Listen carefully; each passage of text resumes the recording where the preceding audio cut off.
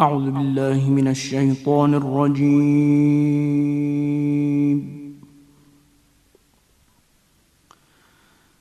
بسم الله الرحمن الرحيم.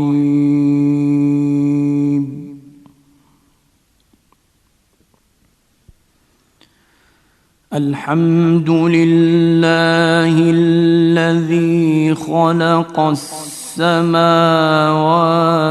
والأرض وجعل الظلمات والنور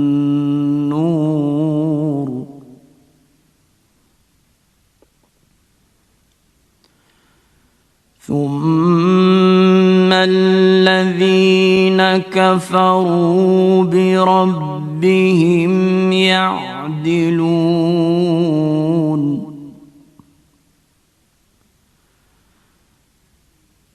هو الذي خلقكم من طين ثم قضى أجلا وأجل مسمى عنده ثم أنتم تمترون.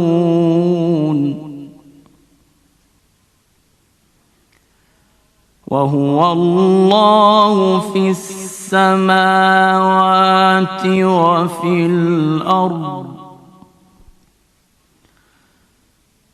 يعلم سركم وجهركم ويعلم ما تكسبون.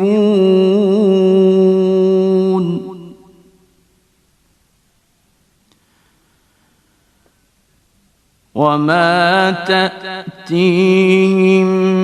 من آية من آيات ربهم إلا كانوا عنها معرضين.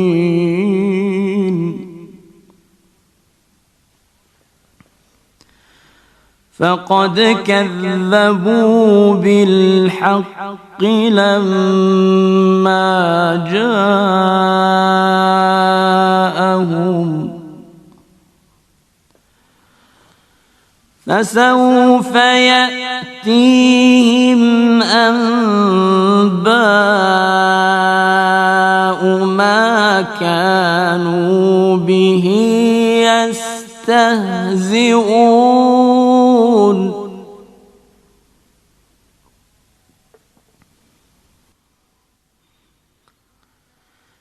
ألم يروا كم أهلكنا من قبلهم من قرن مكناهم في الأرض ما لم نمكن لكم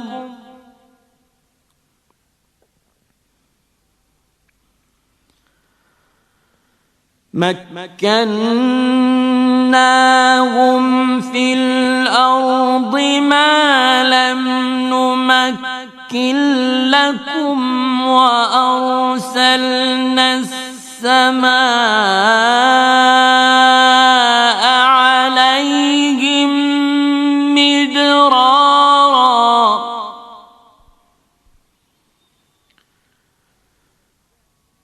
وأرسلنا السماء عليهم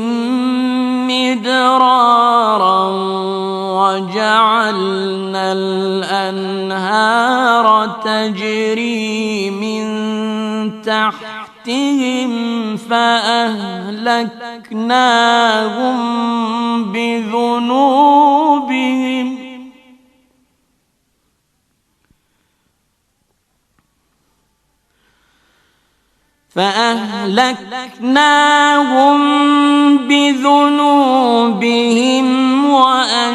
وأنشأنا من بعد بعدهم قرنا آخرين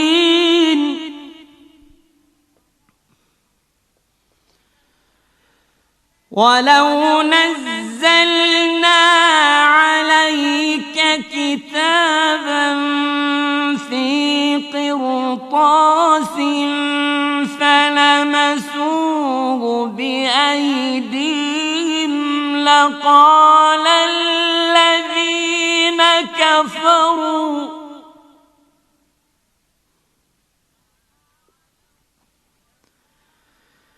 لقال الذين كفروا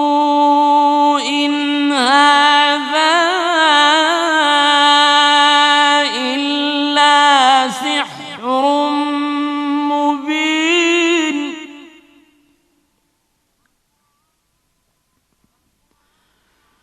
وقالوا لولا أنزل عليه ملك ولو أنزلنا ملكا لقضي الأمر ثم لا ينظرون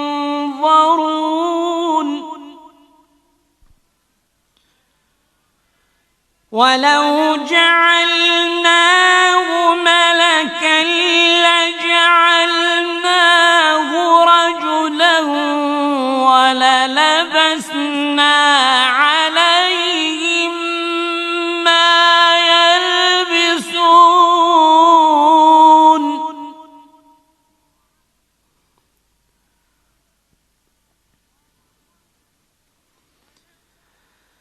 ولقد استهزئ برسل من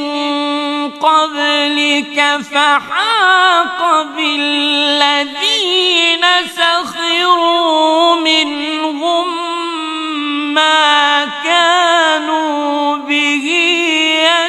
يستهزئون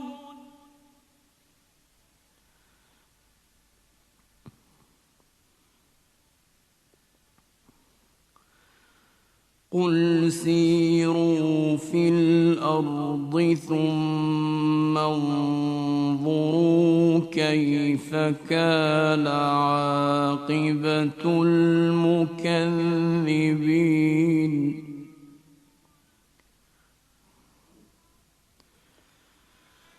قل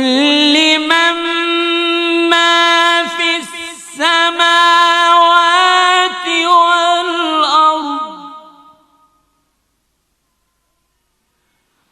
قل لله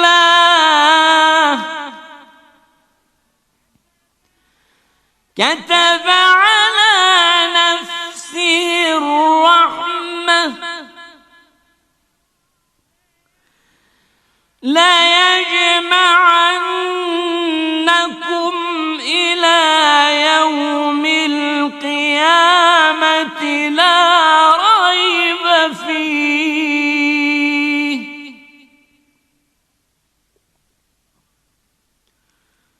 الذين خسروا أنفسهم فهم لا يؤمنون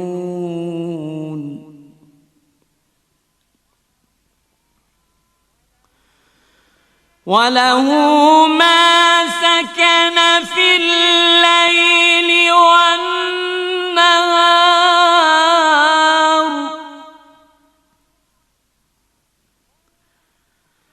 وهو السميع العليم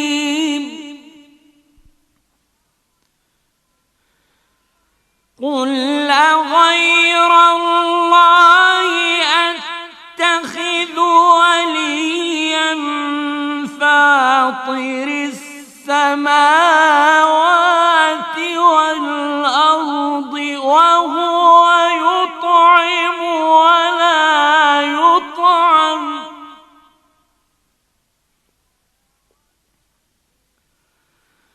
قل إني أمرت أن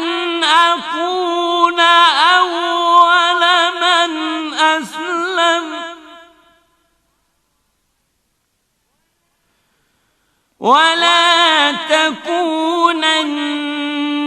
من المشركين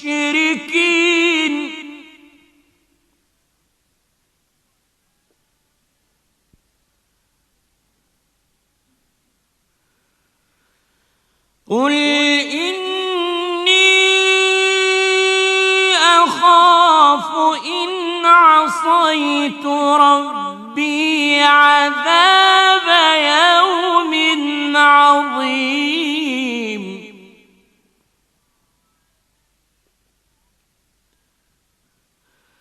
من يصرف عنه يومئذ فقد رحمه وذلك الفوز المبين وإن يمسسك الله بضر فلا كاشف له إلا هو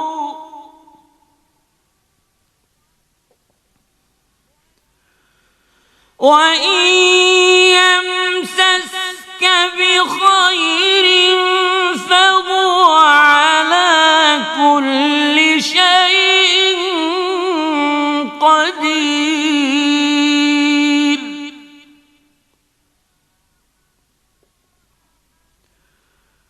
وهو القاهر فوق عباده وهو الحكيم الخبير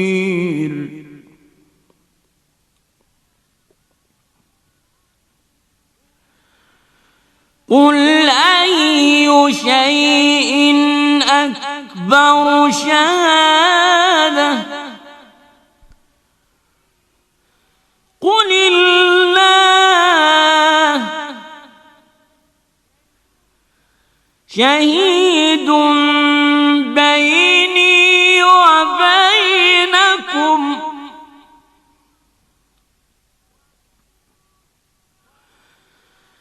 وأوحي إلي هذا القرآن لأنذركم به ومن بلغ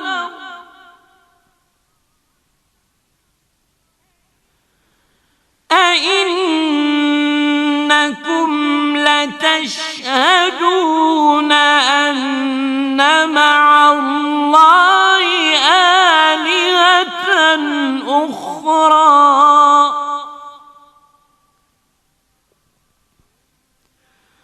قل لا أشهد قل إنما هو إله واحد وإنني بريء مما تشركون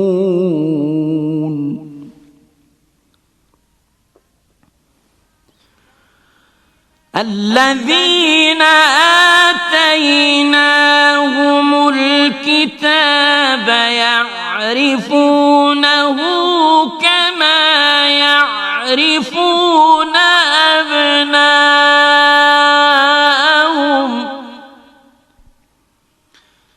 الذين خسروا أنفسهم فهم لا يؤمنون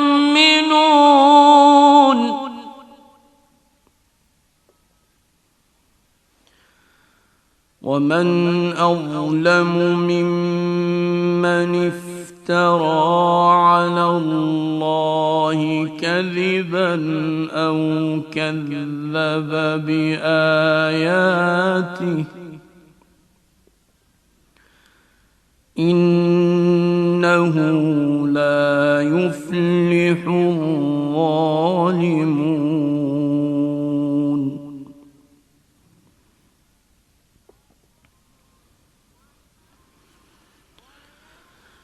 ويوم نحشرهم جميعا ثم نقول للذين أشركوا أين شركاؤكم الذين كنتم تزعمون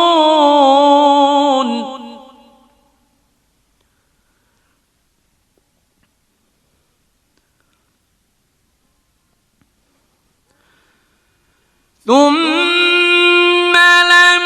تكن فتنتهم إلا أن قالوا والله ربنا ما كنا مشركين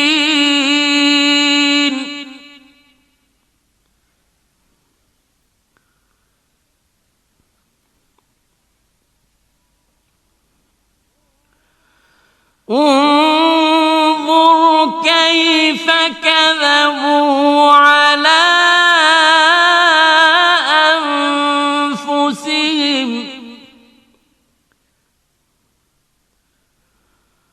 وضل عنهم ما كانوا يفترون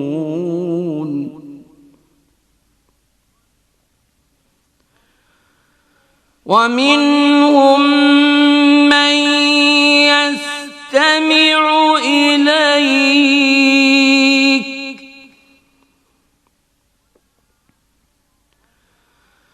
وجعلنا على قلوبهم أكنة أن يفقهوه وفي آذانهم وقرا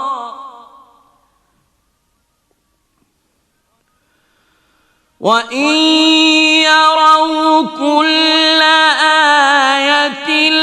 لا يؤمنوا بها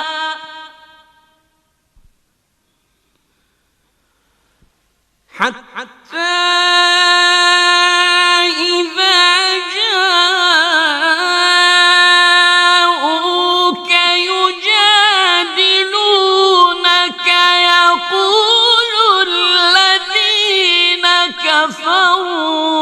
كفروا إن هذا إلا أساطير الأولين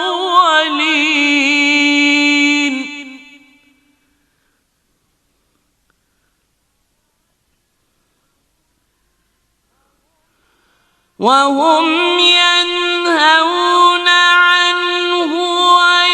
وينأون عنه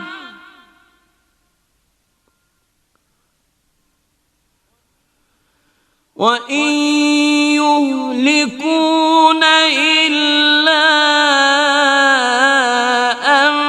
أنفسهم وما يشعرون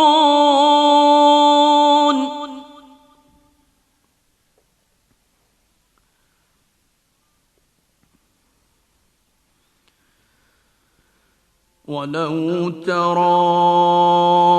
إذ وقفوا على النار فقالوا يا ليتنا نرد ولا نكذب بآيات ربنا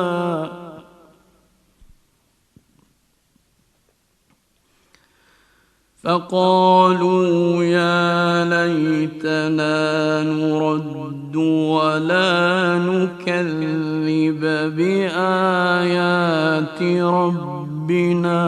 ونكون من المؤمنين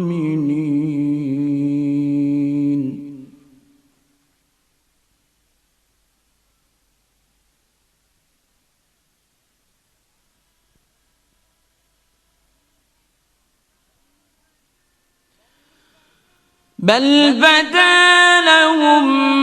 ما كانوا يخفون من قبل ولو ردوا لعادوا لما نهوا عنه وإنهم لكاذبون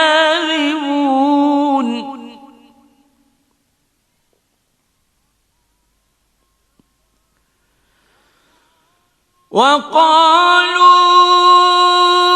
إن هي إلا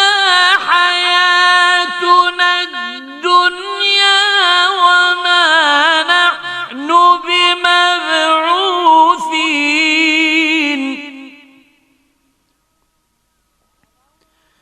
ولو ترى إذ وقفوا على ربهم قال أليس هذا بالحق قالوا بلى وربنا قال فذوقوا العذاب بما كنتم تكفرون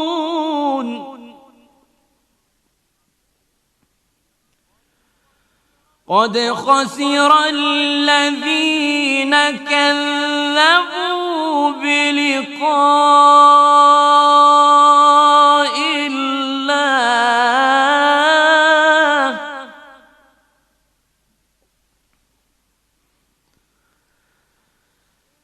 حتى إذا جاءتهم الساعة بغتة قالوا يا حسرتنا على ما فرطنا فيها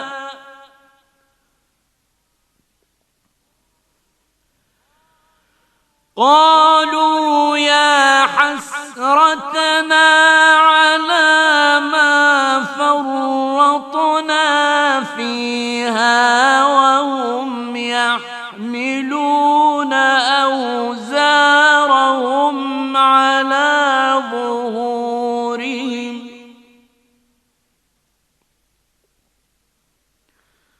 ألا ساء ما يزرون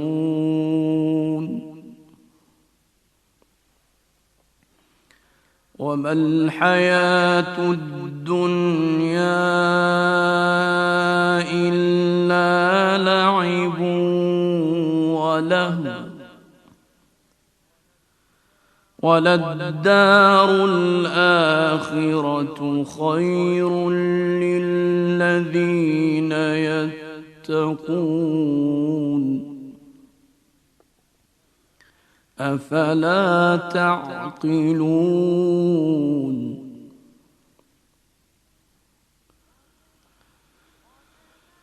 قد نعلم إنه ليحزنك الذي يقولون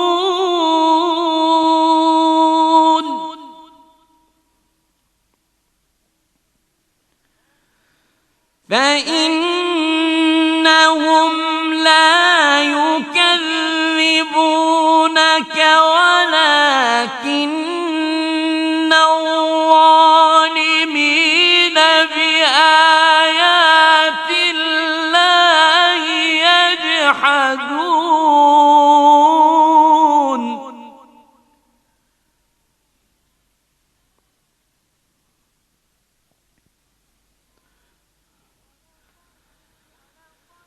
ولقد كذبت رسل من قبلك فصبروا على ما كذبوا وأوذوا حتى أتاهم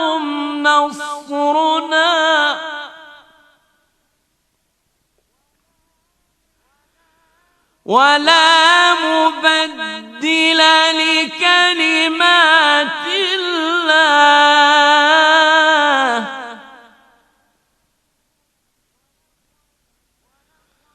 ولقد جاءك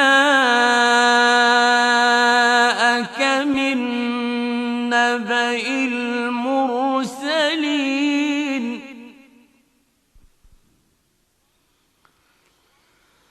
وإن كان كبر عليك إعراضهم فإن استطعت أن تبتغي نفقا في الأرض أو سلما في السماء فتأتيهم بآية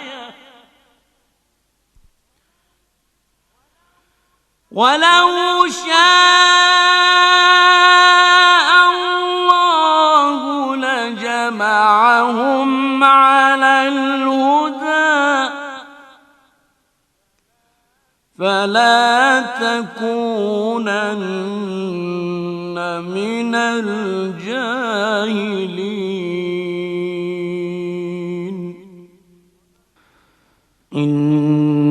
إنما يستجيب الذين يسمعون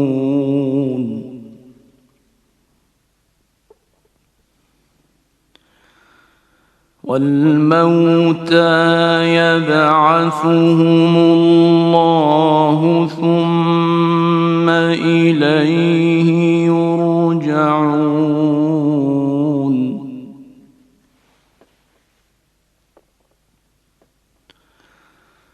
وقالوا لولا نزل عليه آية من ربه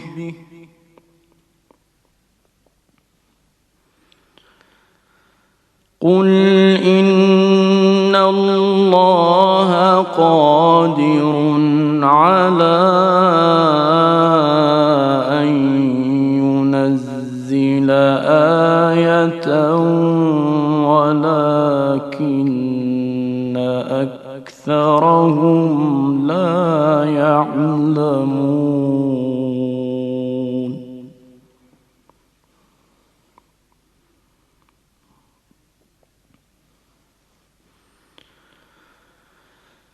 وما من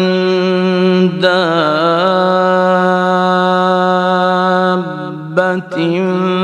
في الأرض ولا طائر يطير بجناحيه إلا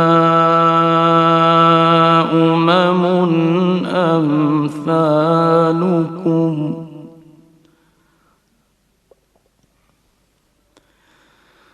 ما فرطنا في الكتاب من شيء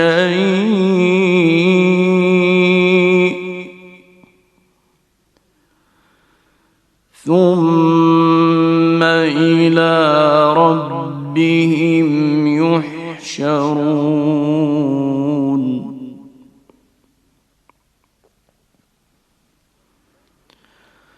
والذين كذبوا بآياتنا صم وبكم في الظلمات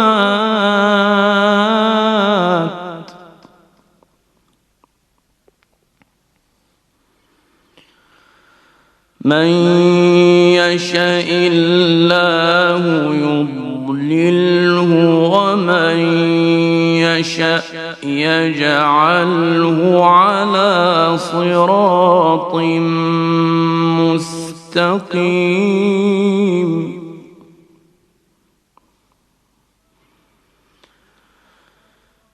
قل أرأيتكم إن أتاكم عذاب الله أو أتتكم الساعة أغير الله تدعون إن كنتم صادقين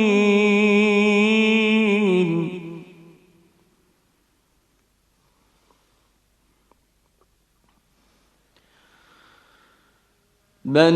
إياه تدعون فيكشف ما تدعون إليه إن شاء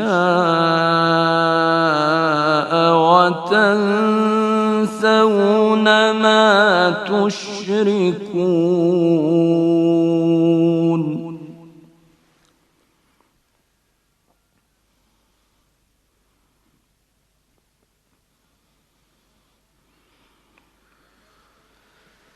ولقد أرسلنا إلى من قبلك فأخذناهم بالبأساء والضراء لعلهم يتضرعون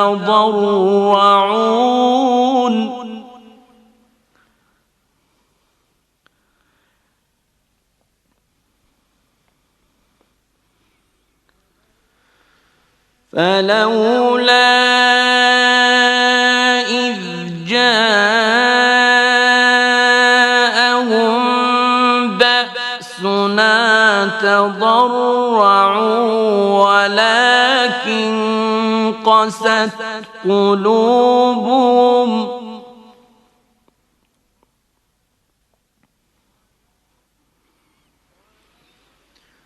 ولكن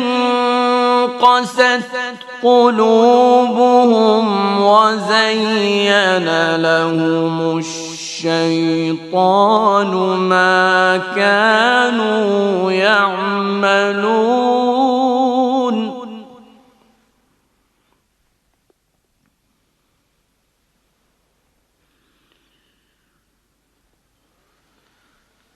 فلما نسوا ما ذكروا به فتحنا عليهم أبواب كل شيء حتى إذا فرحوا بما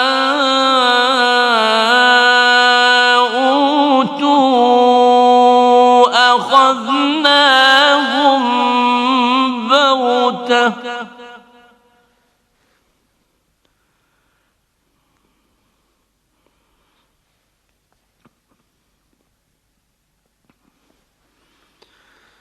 حتى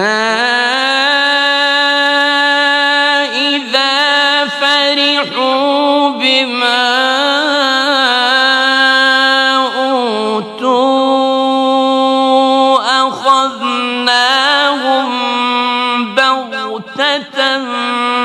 فإذا هم مبلسون فقطع دابر القوم الذين ظلموا والحمد لله رب العالمين.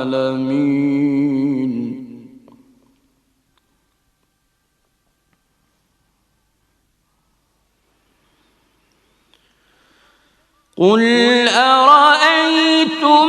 إن أخذ الله سمعكم وأبصاركم وختم على قلوبكم من إله غير الله يأتيكم به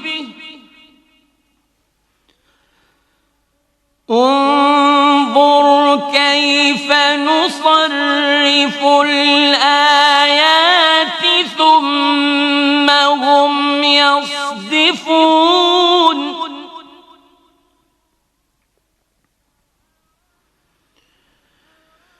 قل أرأيتكم إن أتاكم عذاب الله بغتة أو جهرة هل يهلك إلا القوم الظالمون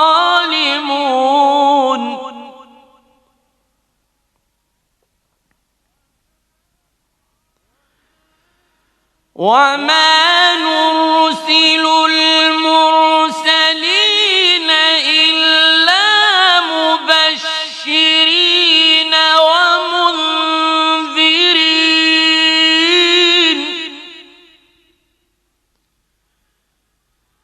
فمن آمن وأصلح فلا خوف عليهم ولا هم يحزنون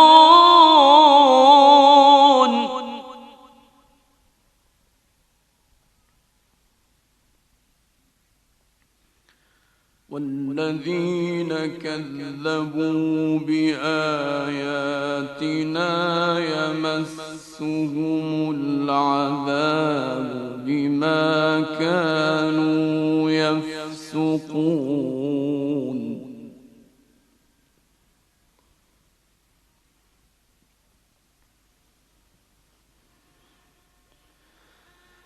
قل لا أقول لكم عندي خزائن الله ولا أعلم الغيب ولا أقول لكم إني ملك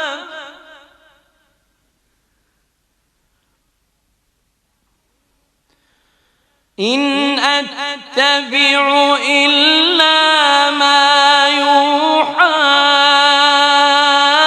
إلي قل هل يستوي الأعمى والبصير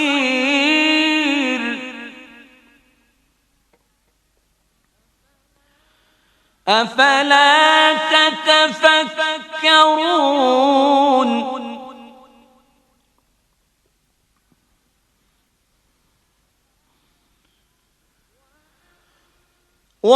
وأنذر به الذين يخافون أن يحشروا إلى ربهم ليس لهم من دونه ولي ولا شفيع لعلهم يتقون ولا تطرد الذين يدعون ربهم بالغداة والعشي يريدون وجهه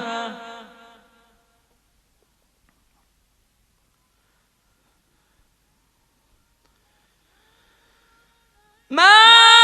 عليك من حسابهم من شيء وما من حسابك عليهم من شيء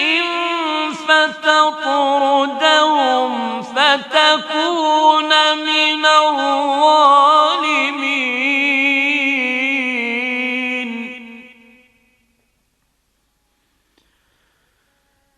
وكذلك فتنا بعضهم ببعض ليقولوا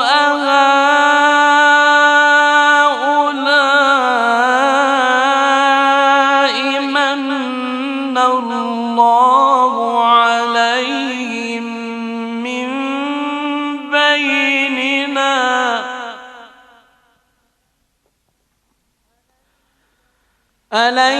الله بأعلم بالشاكرين.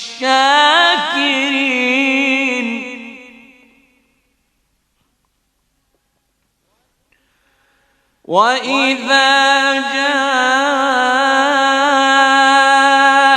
الذين يؤمنون بآياتنا فقل سلام عليكم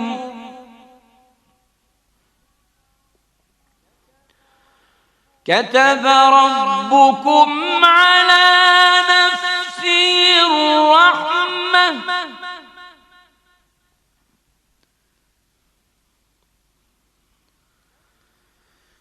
أنه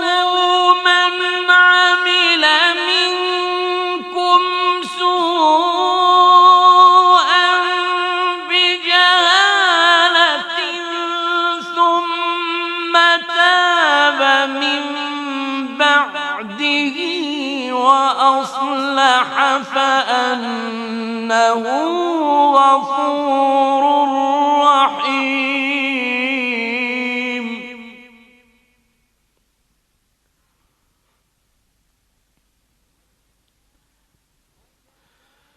وكذلك نفصل الآيات ولتستبين سبيل المجرمين.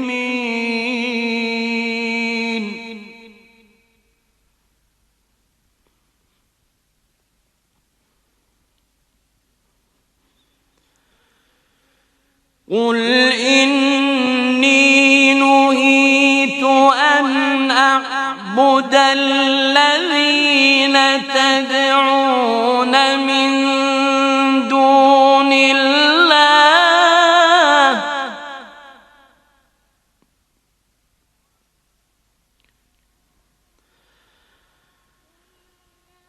قل لا أتبع أهواءكم قد ضللت إذا وما أنا من المهتدين.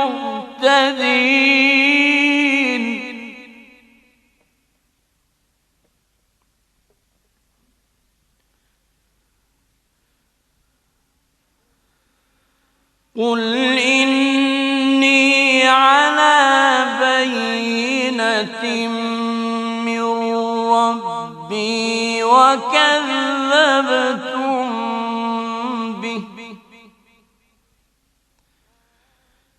ما عندي ما تستعجلون به إن الحكم إلا لله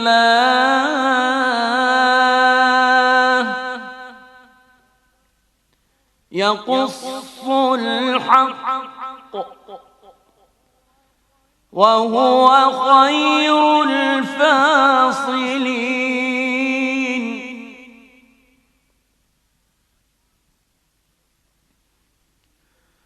قل لو أن عندي ما تستعجلون به لقضي الأمر بيني وبينكم والله أعلم بالظالمين.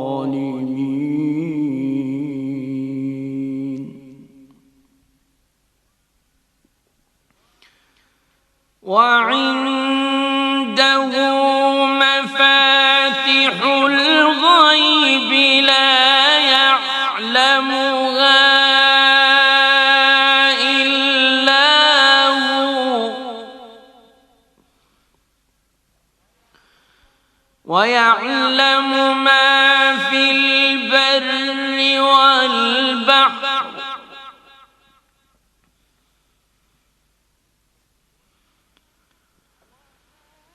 وما تسقط من ورقة إلا يعلمها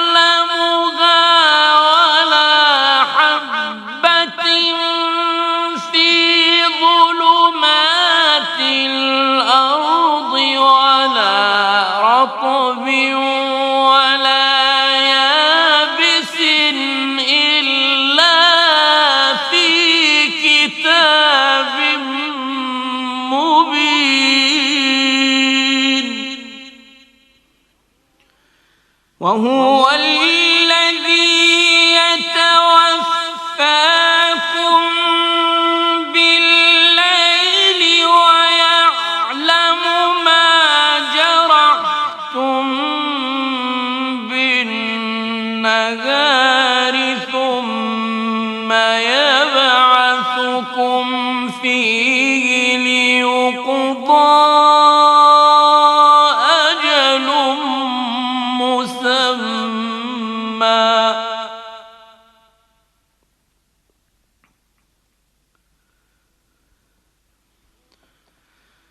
ثم إليه مرجعكم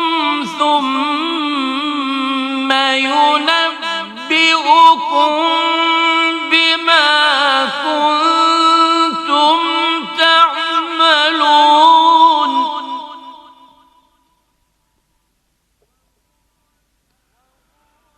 وهو القاهر فوق عباده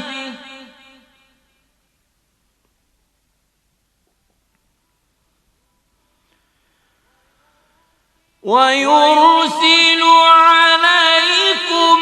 حفظة حتى إذا جاء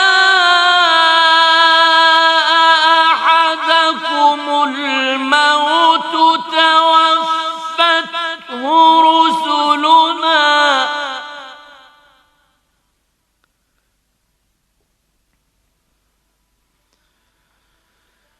حتى إذا جاء أحدكم الموت توفته رسلنا وهم لا يفرطون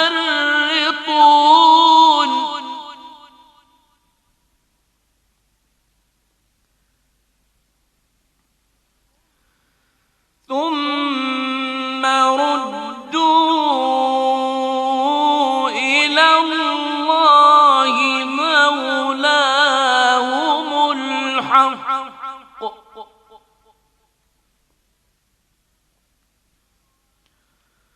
ألا له الحكم وهو أسرع الحاسبين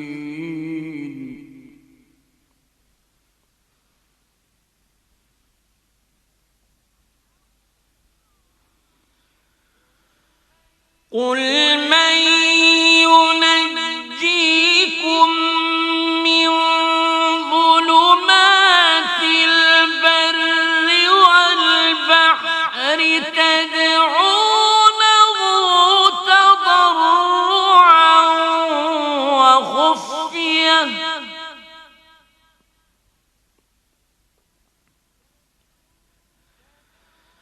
تدعونه تضرعا وخفية لئن أنجانا من هذه لنكونن من الشاكرين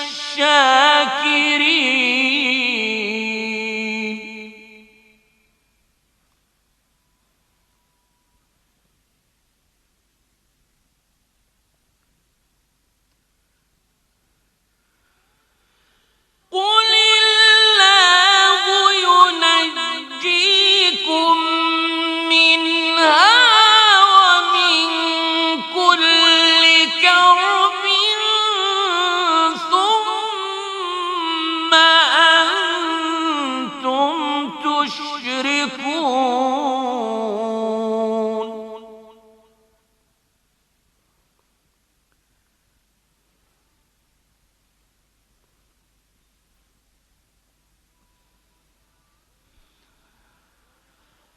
قل هو القادر على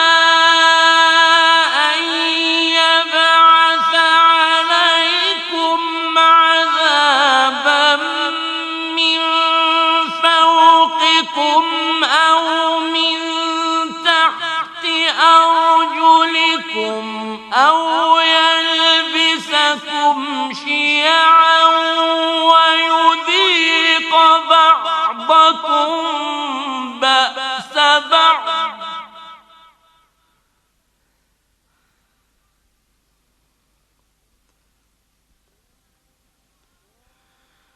انظر كيف نصرف الآيات لعلهم يفقهون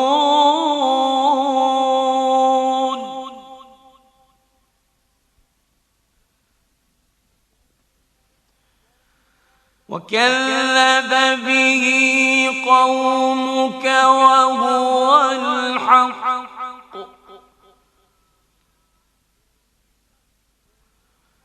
قل لست عليكم بوكيل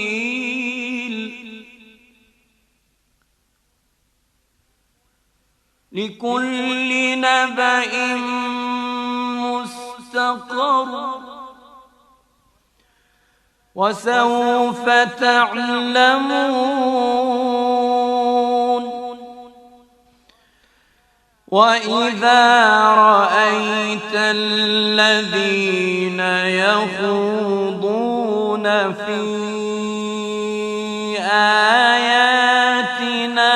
فأعرض عنهم حتى يخوضوا في حديث غيره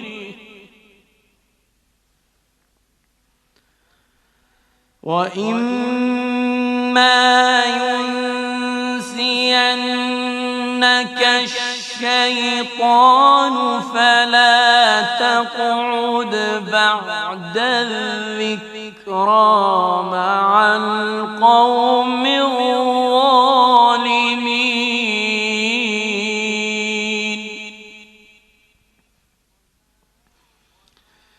وما على الذين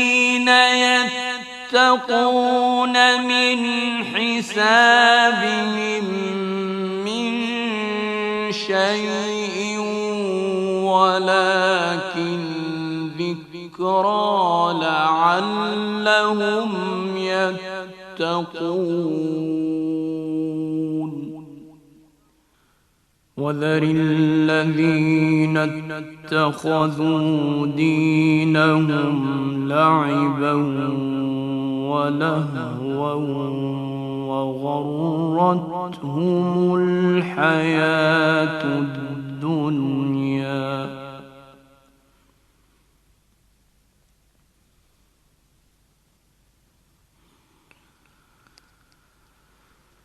وذكر به أن تبسل نفس بما كسبت ليس لها من دون الله ولي ولا شفيع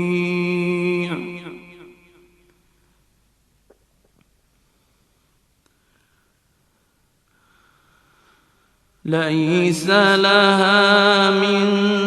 دون الله ولي ولا شفيع وإن تعدل كل عدل لا يؤخذ منها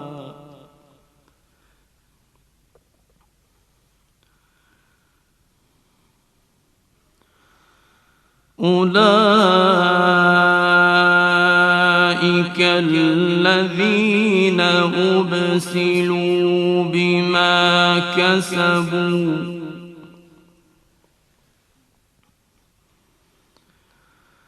لهم شراب من حميم وعذاب أليم بما كانوا يكفرون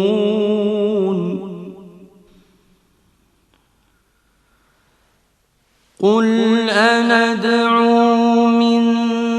دون الله ما لا ينفعنا ولا يضرنا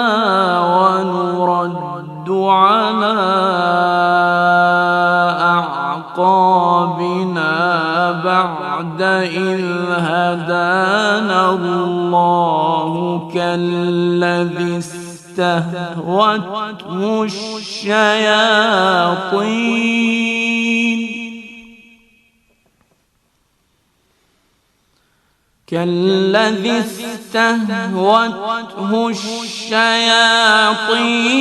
في الأرض حيران له أصحاب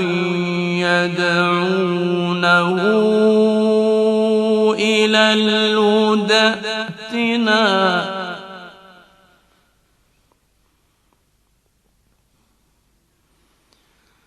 قل إن هدى الله هو الهدى وأمرنا لنسلم لرب العالمين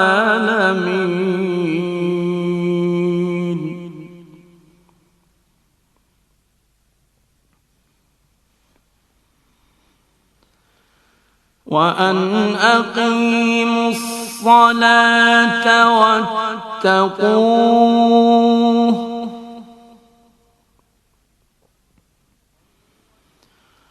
وهو الذي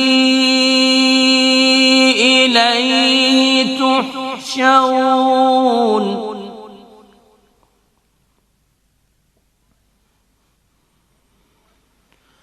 وهو الذي خلق السماوات والأرض بالحق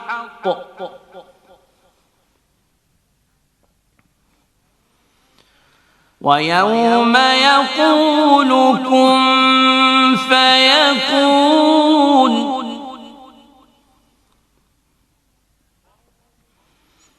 قوله الحق وله الملك يوم ينفخ في الصور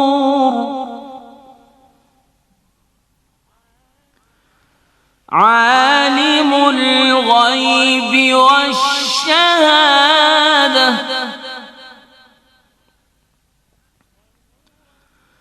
وهو الحكيم الخبير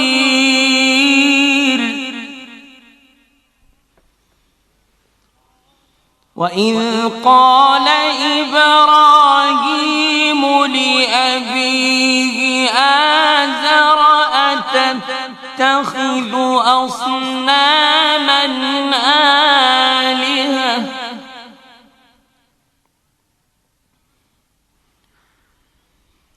إني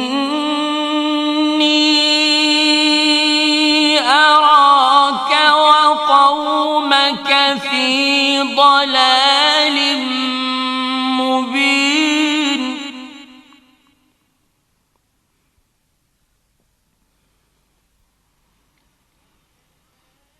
وكذلك نري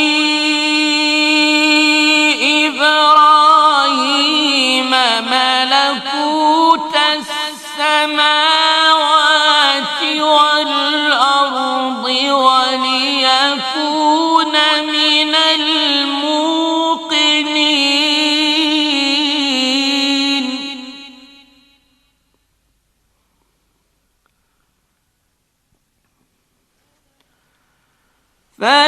فلما جن عليه الليل رأى كوكبا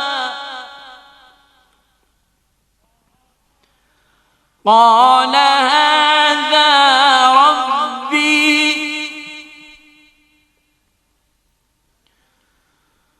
فلما أفل قال لا أحب الآفلين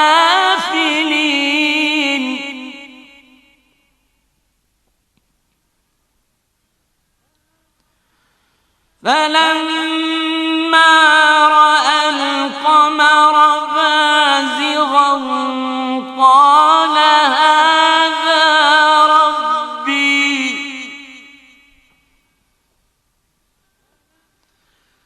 فلما أفل قال لئن لم يهدني ربي لأكونن من القوم الضالين.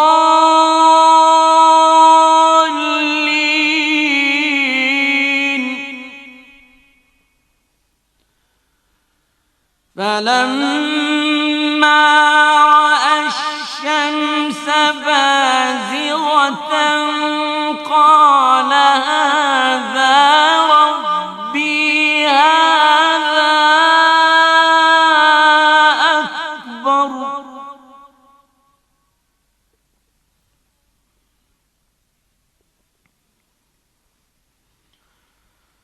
فلما أفلت قال يا قوم إني بريء مما تشركون.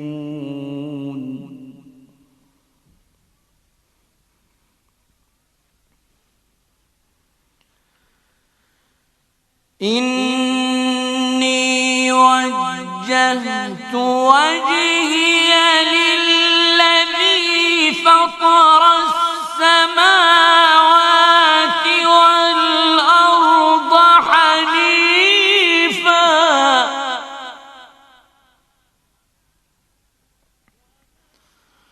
وما أنا من المشركين.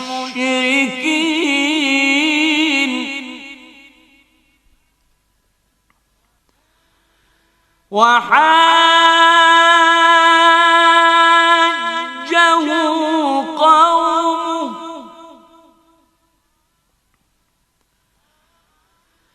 قال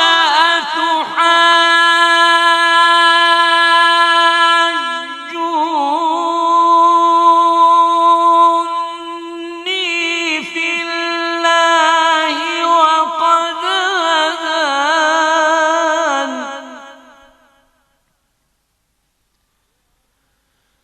ولا أخاف ما تشركون به إلا أن يشاء ربي شيئا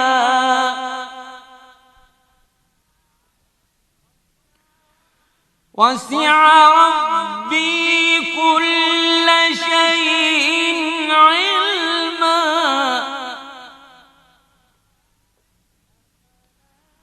أفلا تتذكرون.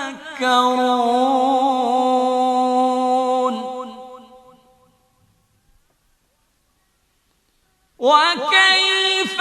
أخاف ما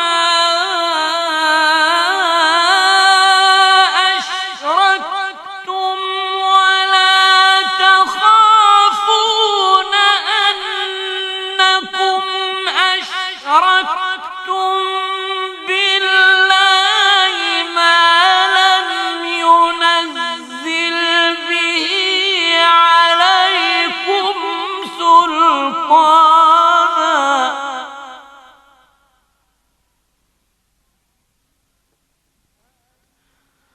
فأي الفريقين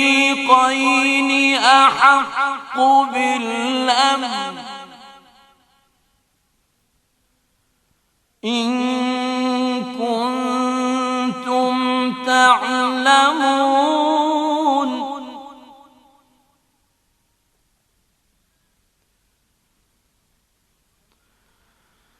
الذين آمنوا ولم يلبسوا إيمانهم بظلم أولئك لهم الأمن وهم مهتدون.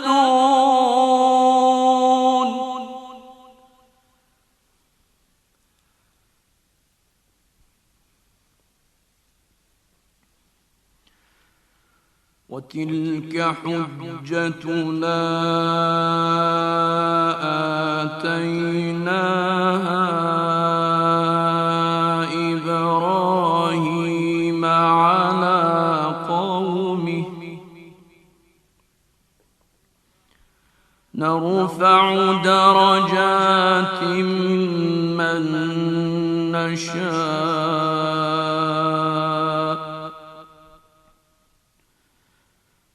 إن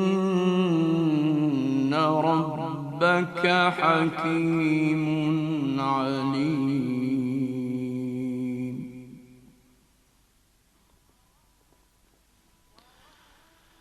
ووهبنا له إسحاق ويعقوب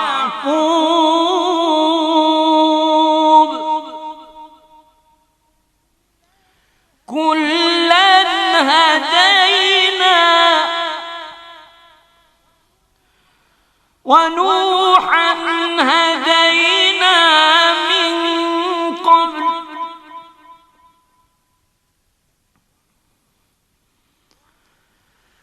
ومن ذريته داود وسليمان وأيوب ويوسف وموسى وهارون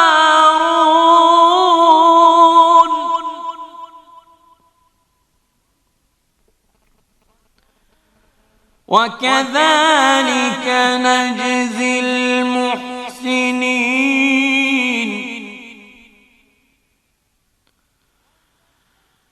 وزكريا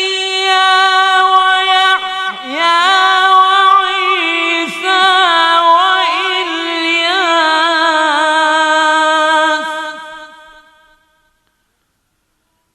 كل من الصالحين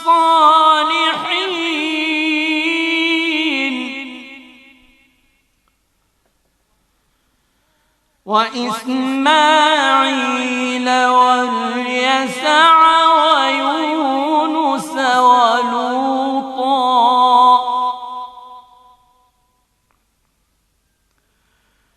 وكلا فضلنا على العالمين. ومن آبائهم وذرياتهم وإخوانهم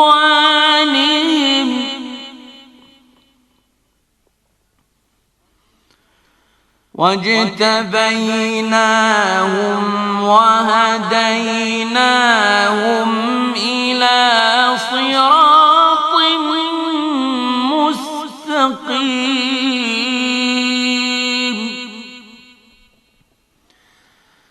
ذلك هدى الله يهدي به من يشاء من عباده ولو أشركوا لحبط عنهم ما كانوا يعملون. أولئك الذين آتيناهم الكتاب والحكم والنبوة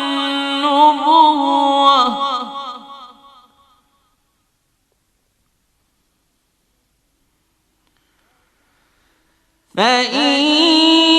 يكفر بها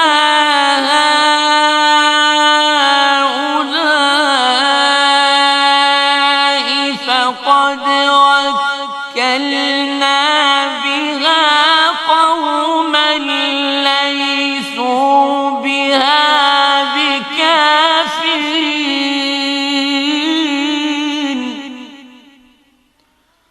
أولئك الذين هدى الله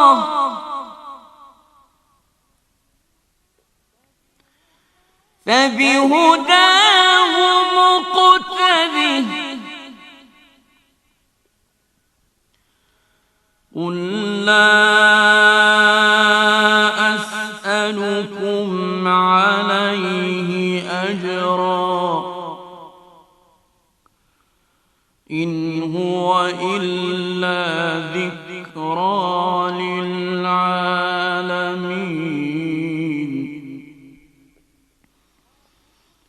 وما قدروا الله حق قدره إذ قالوا ما أنزل الله على بشر من شيء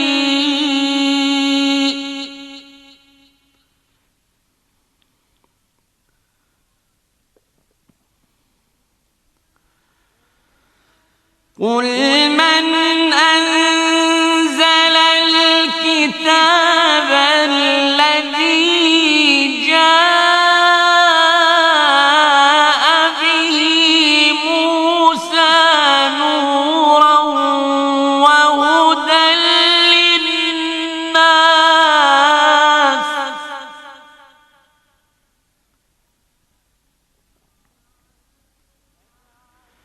تجعلونه قراطيس تبدونها وتخفون كثيرا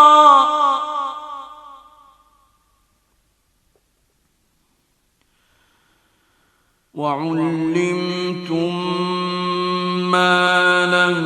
تعلموا أنتم ولا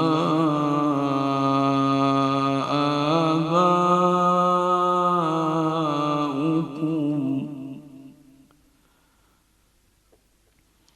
قل الله ثم ذرهم في خوضهم يلعبون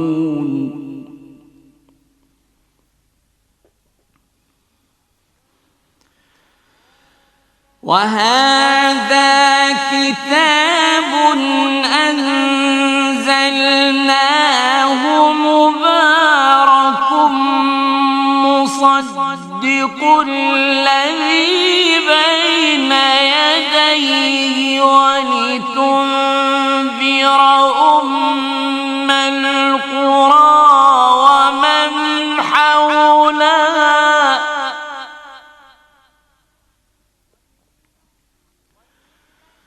والذين يؤمنون بالآخرة يؤمنون به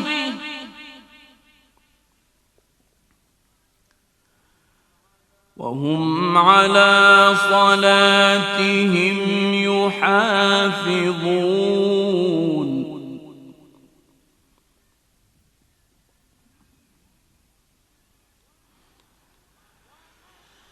ومن أظلم ممن افترى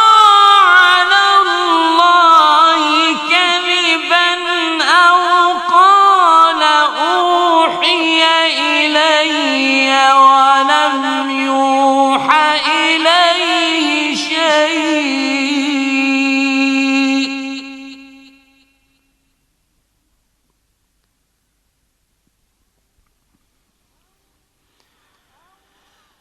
أو قال أوحي إلي ولم يوحى إليه شيء ومن قال سأنزل مثل ما أنزل الله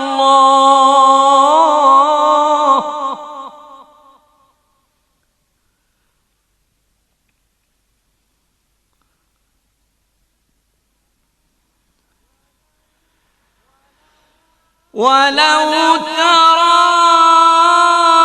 إذ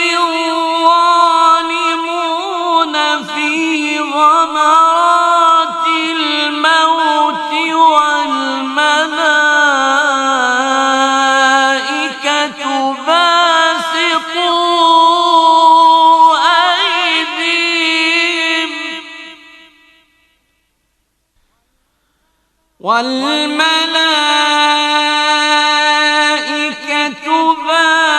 باسطوا أيديهم أخرجوا أنفسكم اليوم تجزون عذاب الهون بما كنتم تقولون على الله غير الحق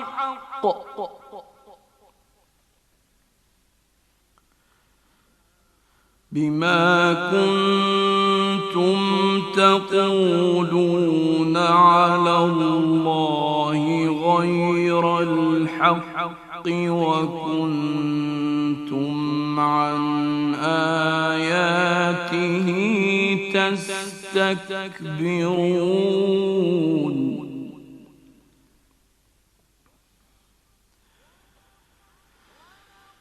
ولقد جئتمونا فرادا كما خلقناكم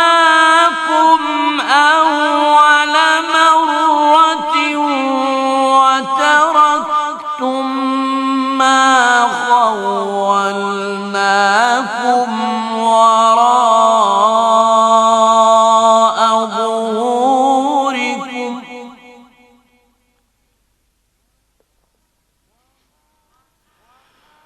وما نرى معكم شفعاءكم الذين زعمتم أنهم فيكم شركاء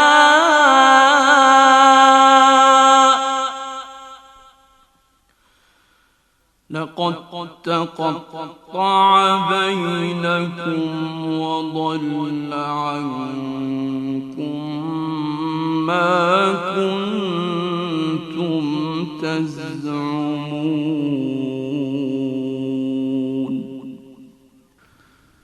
إن الله فالق الحب والنوى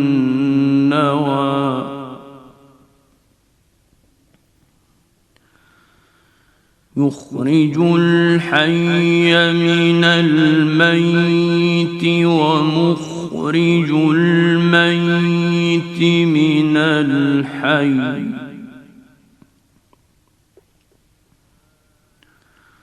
ذلكم الله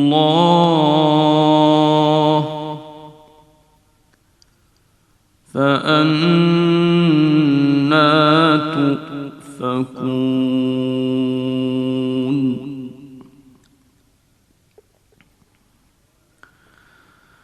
فالق الإصباح وجعل الليل سكنا والشمس والقمر حسبانا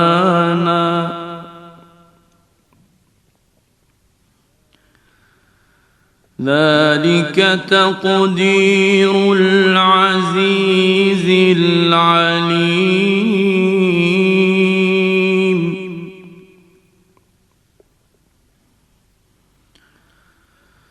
وهو الذي جعل لكم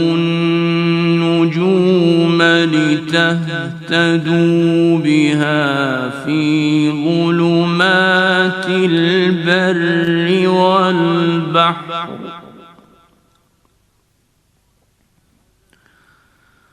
قد فصلنا الآيات لقوم يعلمون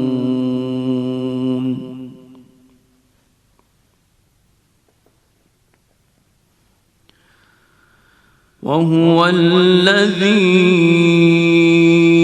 أنشأكم من نفس واحدة فمستقر ومستودع مستودع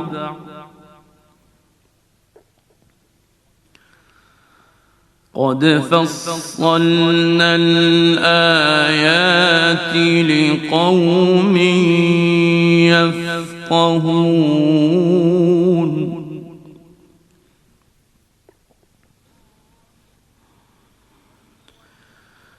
وهو الذي أنزل من السماء ماء فأخرجنا به نبات كل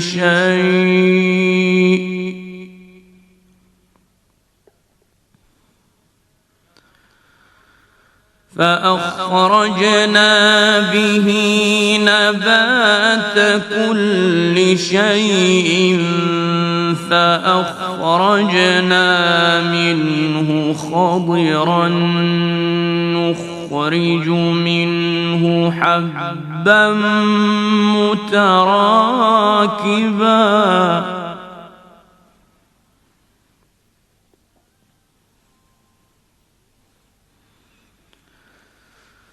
نخرج منه حبا متراكبا ومن النخل من طلعها قنوان دانية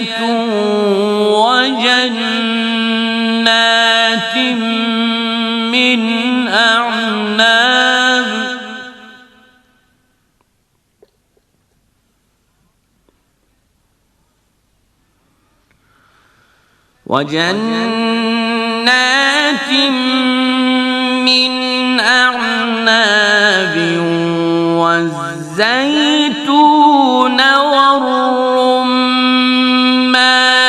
مشتبها وغير متشابه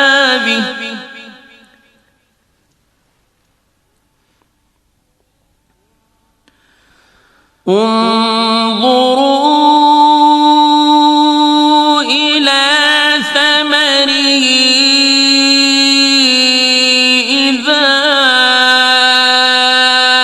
أثمر وينعه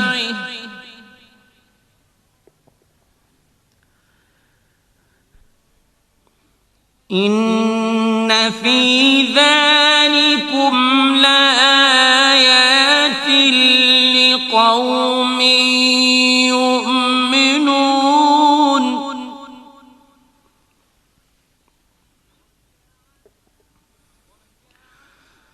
وجعلوا لله شركاء الجن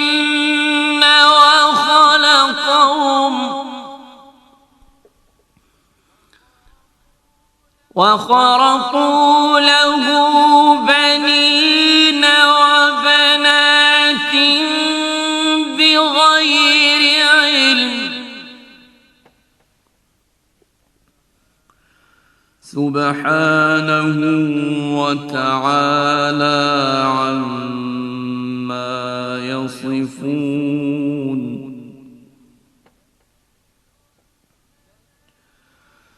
بديع السماوات والأرض أنى يكون له ولد ولم تكن له صاحبة وخلق كل شيء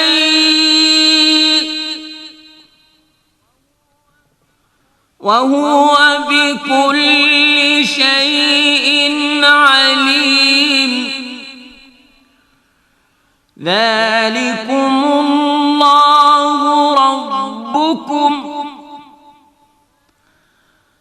لا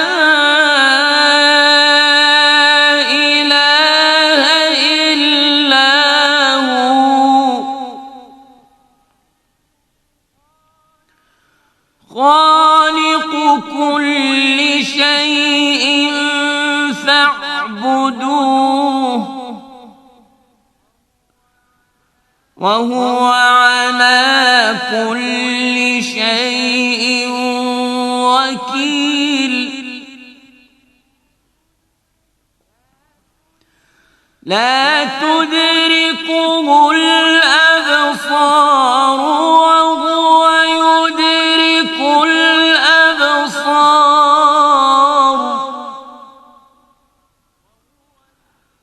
وهو اللطيف الخبير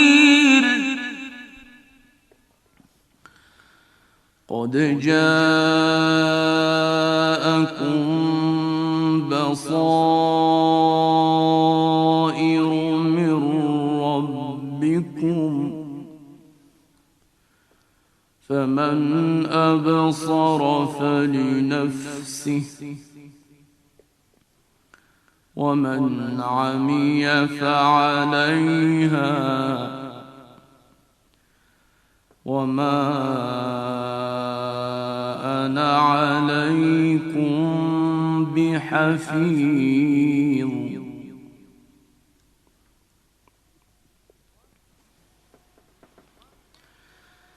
وكذلك نصرف الآيات وليقولوا درست ولنبينه لقوم يعلمون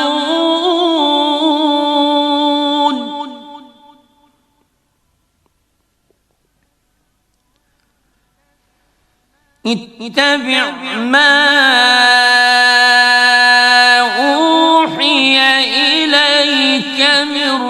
ربك لا إله إلا هو وأعرض عن المشركين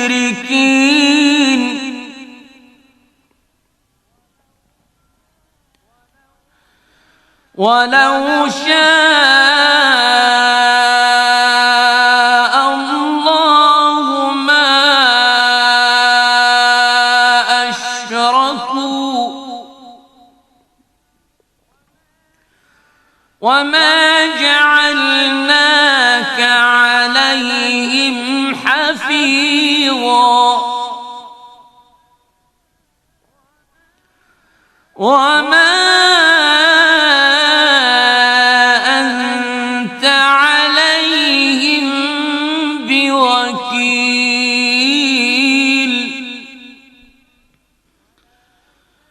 ولا تسبوا الذين يدعون من دون الله فيسبوا الله عدوا بغير علم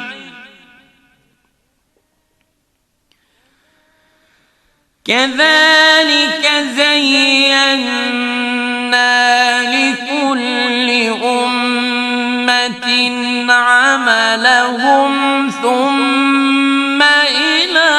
ربهم مرجعهم فينبئهم بما كانوا يعملون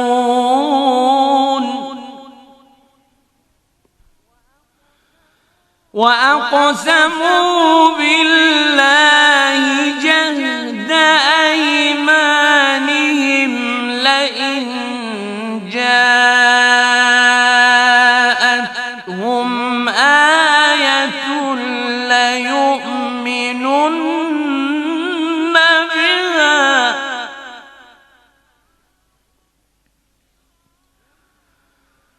قل إنما الآيات عند الله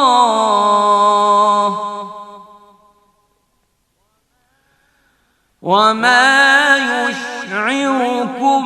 أنها إذا جاءت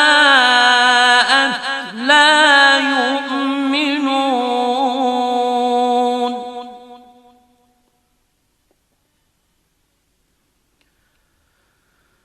ونقلب أفئدتهم وأبصارهم كما لم يؤمنوا به أول مرة ونذرهم في طغيانهم يعمهون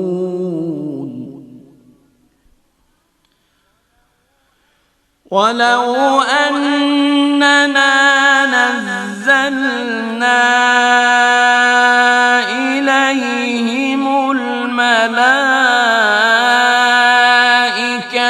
وكلمهم الموتى وحشرنا عليهم كل شيء قبلا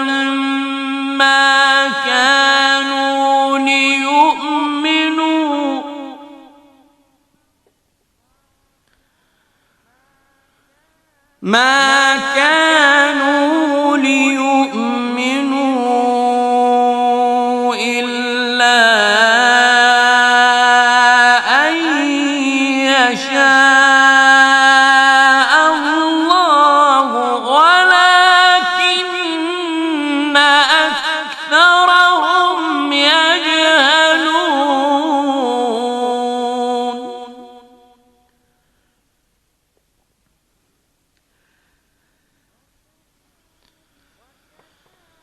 وكذلك جعلنا لكل نبي عدوا شياطين الإنس والجن يوحي بعضهم إلى بعض زخرف القول غرورا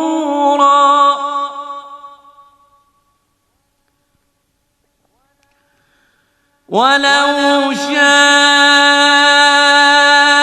ربك ما فعلوه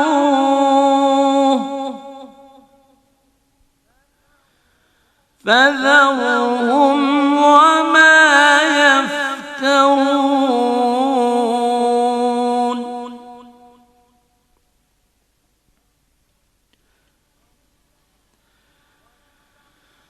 ولتصغى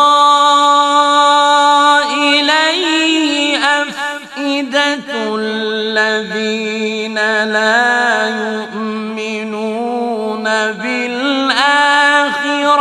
وليرضوه وليقترفوا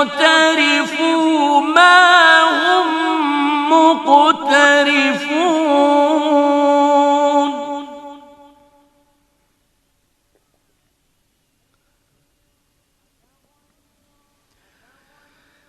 أفغير الله أبتغي حكما وهو الذي أنزل إليكم الكتاب مفصلا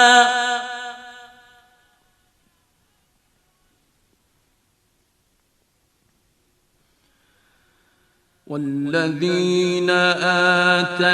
آتيناهم الكتاب يعلمون أنه منزل من ربك بالحق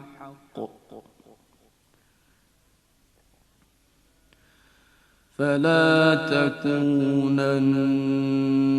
من الممترين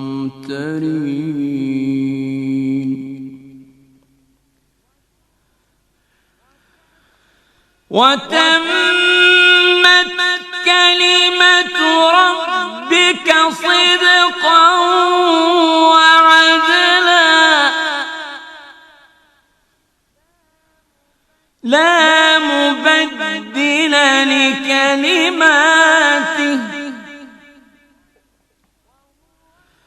وهو السميع العليم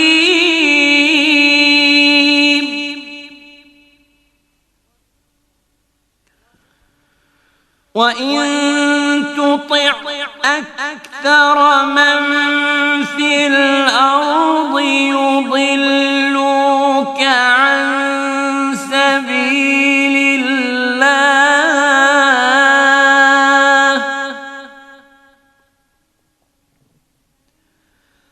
إن يتبعون إلا الظن وإن هم إلا يخرصون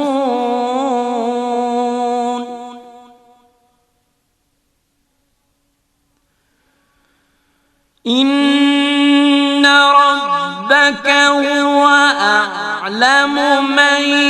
يضل عن سبيله وهو أعلم بالمهتدين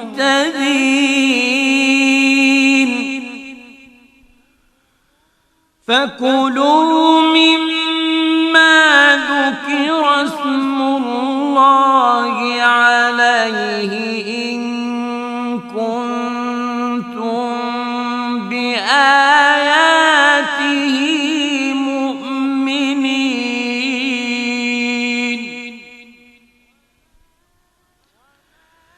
وما لكم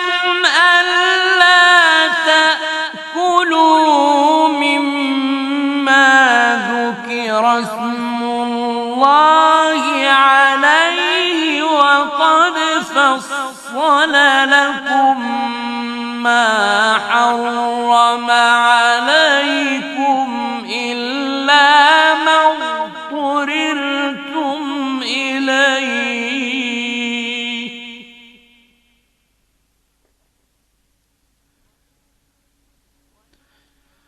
وإن كثيرا ليضلون بأهوائهم بغير علم إن ربك هو أعلم بالمعتدين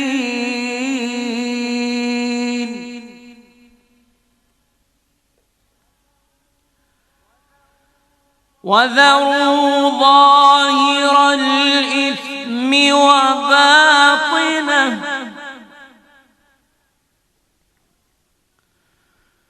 إن الذين يكسبون الإثم سيجزون بما كانوا يقترفون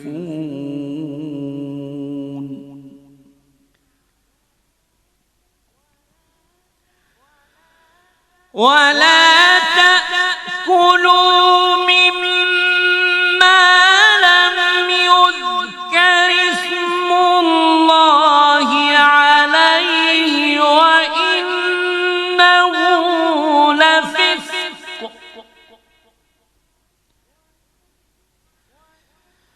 وإن الشياطين ليوحون إلى أوليائهم ليجادلوكم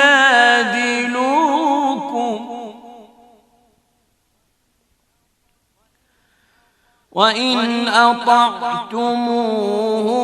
إنكم لمشركون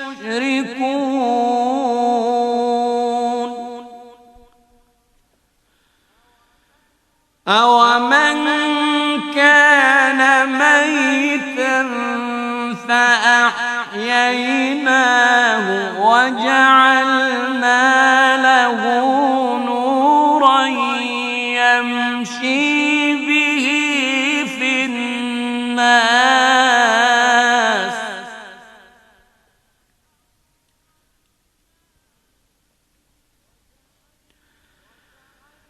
وجعلنا له نورا يمشي به في الناس كمن مثله في الظلمات ليس بخارج منها كذلك زين للكافرين ما كانوا يعملون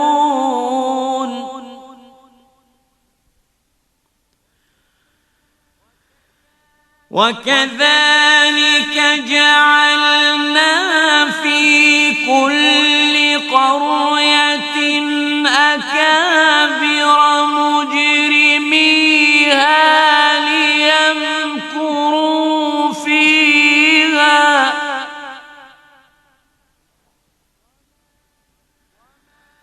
وما يمكرون إلا بأنفسهم وما يشعرون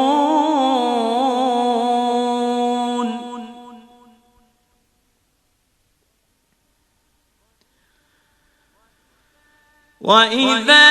جاءتهم آية قالوا لن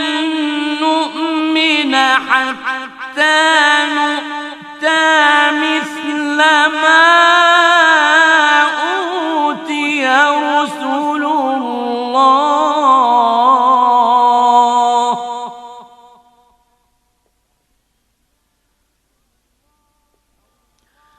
الله أعلم حيث يجعل رسالته سيصيب الذين أجرموا صغار عند الله وعذاب شديد بما كانوا يمكرون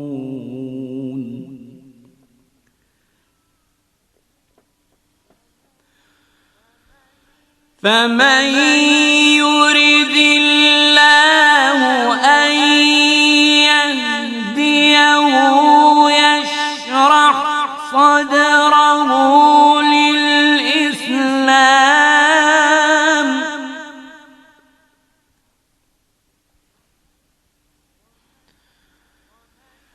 ومن يرد أن يضله يجعل صدره ضيقا حرجا كأنما يصعد في السماء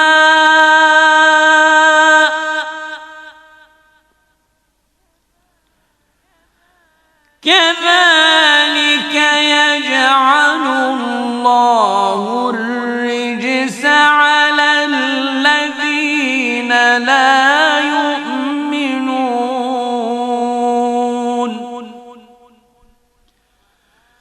وهذا صراط ربك مستقيما قد فصلنا الآيات لقوم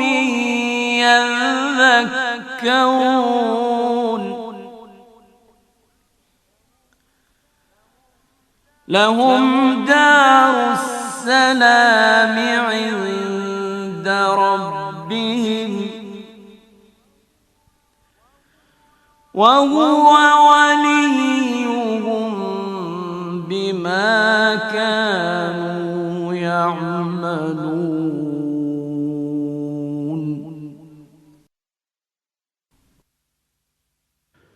ويوم يحشرهم جميعا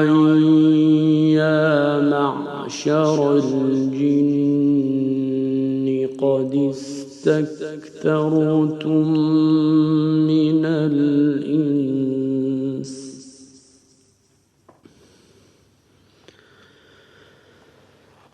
وقال أولياؤهم من الإنس استمتع بعضنا ببعض وبلغنا أجلنا الذي أجلت لنا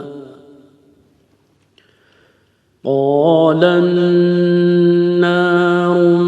مثواكم خالدين فيها إلا ما شاء الله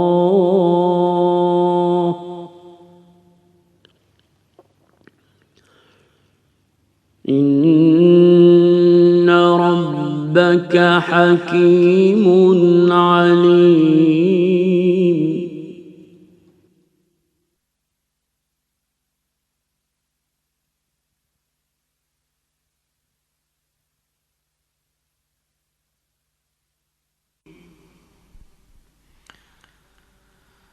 وكذلك نولي بعض الظالمين بعضا بما كانوا يكسبون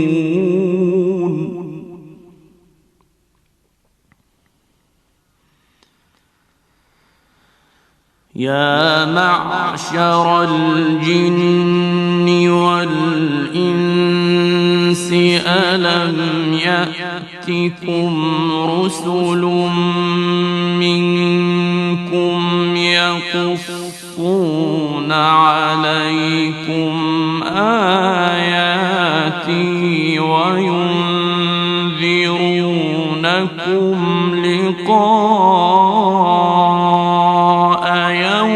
يومكم هذا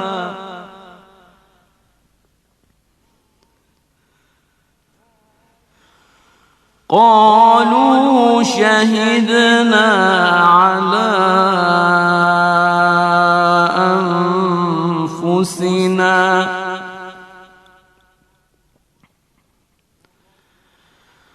وغرتهم الحياة الدنيا وشهدوا على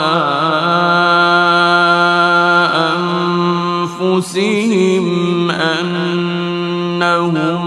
كانوا كافرين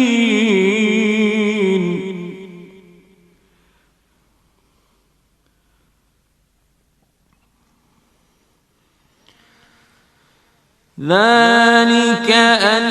لم يكن ربك مهلك القرى بظلم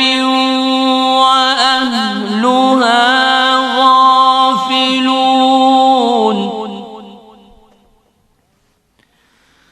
ولكل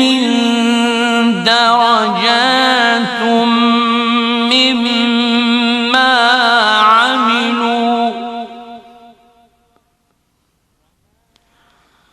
وما ربك بغافل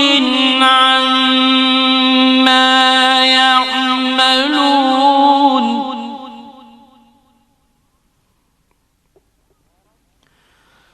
وربك الغني ذو الرحمة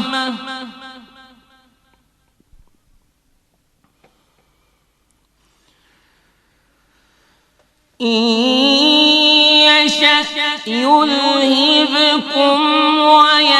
ويستخلف من بعدكم ما يشاء كما أنشأكم من ذرية قوم آخرين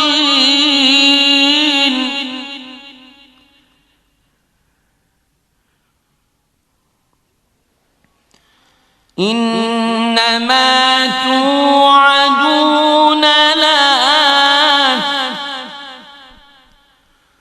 وما أنتم بمعجزين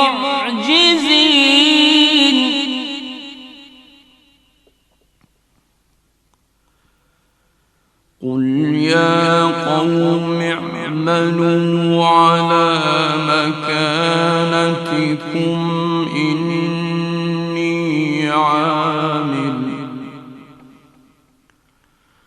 فسوف تعلمون من تكون له عاقبة الدار إنه لا يفلح الظالمون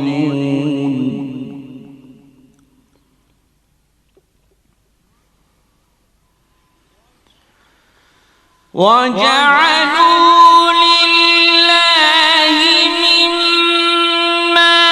ذرأ من الحرث والأنعام نصيبا فقالوا هذا لله بزعمهم وهذا لشركائنا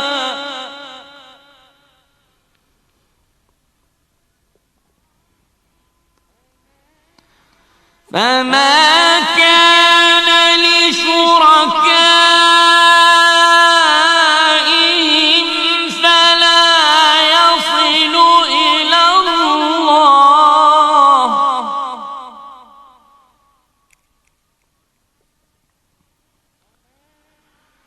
وما كان لله فهو يصل إلى شركائهم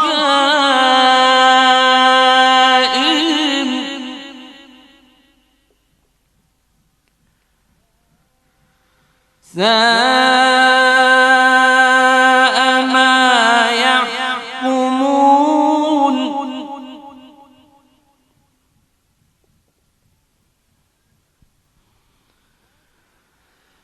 وكذلك زين لكثير من المشركين قتل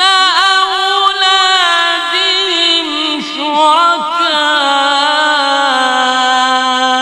شركاؤهم ليردوهم وليلبسوا عليهم دينهم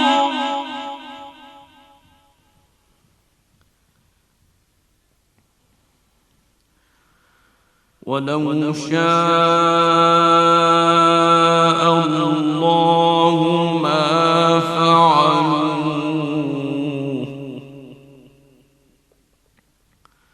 فذرهم وما يفترون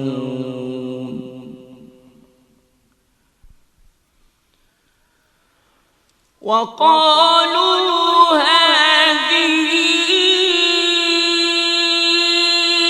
أنعام وحرث حجر لا يطعمها إلا من نشاء بزعمهم وأنعام حرمت ظهورها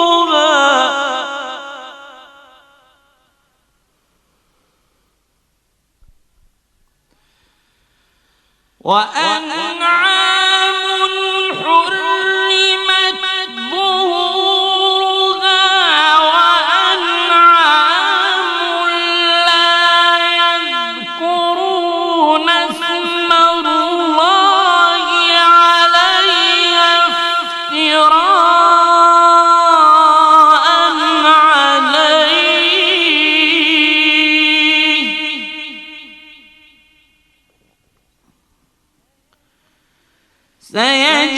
سيجزيهم بما كانوا يفترون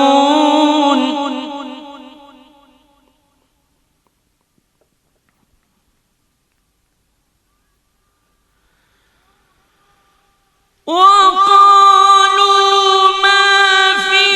بطون هذه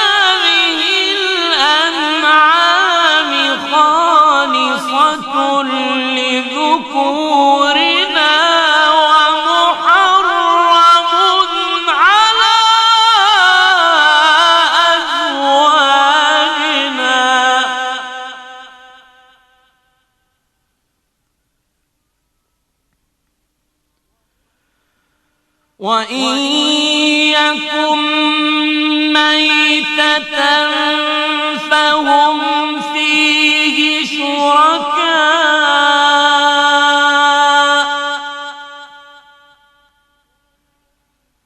سيجزيهم وصفهم إنه حكيم عليم.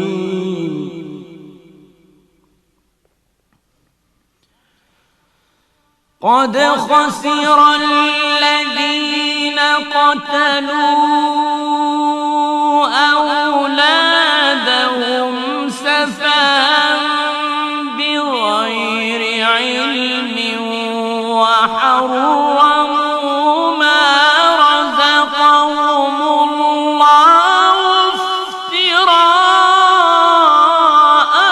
على الله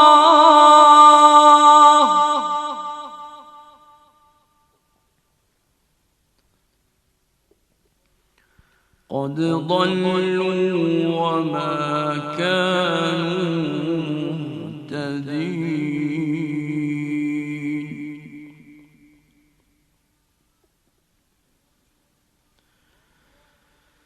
وهو الذي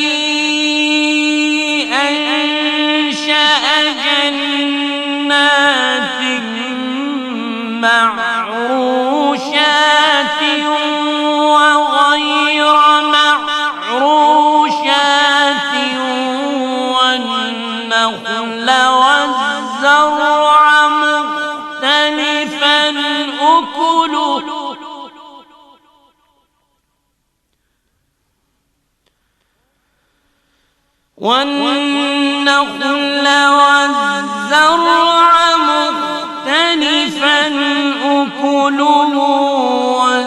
والزيتون والرمان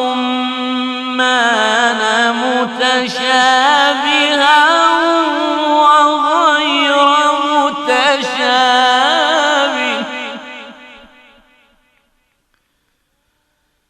كلوا من ثمره إذا أثمر وآتوا حقه يوم حصاده ولا تسرفوا إنه لا يحب المسرفين.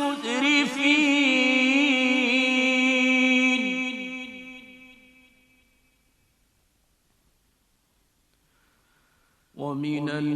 الأنعام حمولة وفرشا كلوا مما رزقكم الله ولا تتبعوا خطوات الشيطان إنه لكم عدو مبين. ثمانية أزواج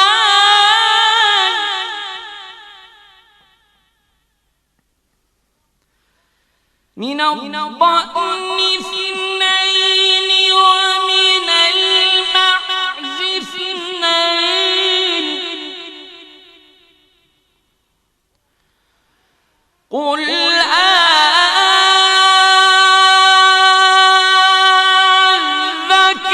أذكرين حرم أم الأنثيين أما اشتملت عليه أرحام الأنثيين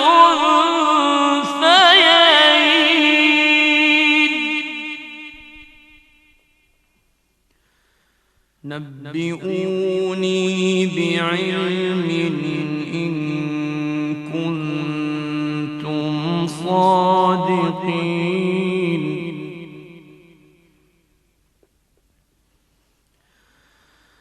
ومن الإبل اثنين ومن البقر اثنين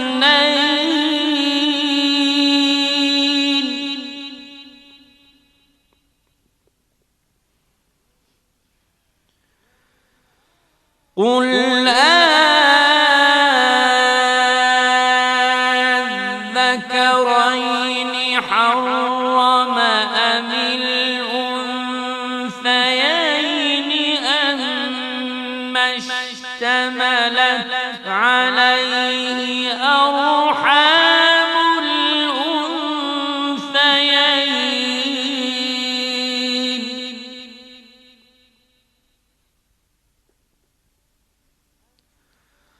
أم كنتم شهداء إذ وصاكم الله بهذا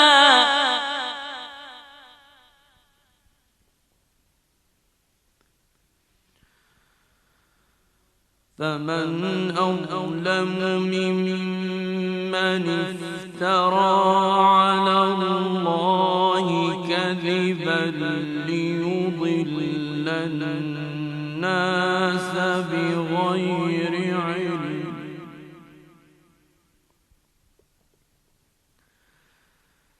إن الله لا يهدي القوم الظالمين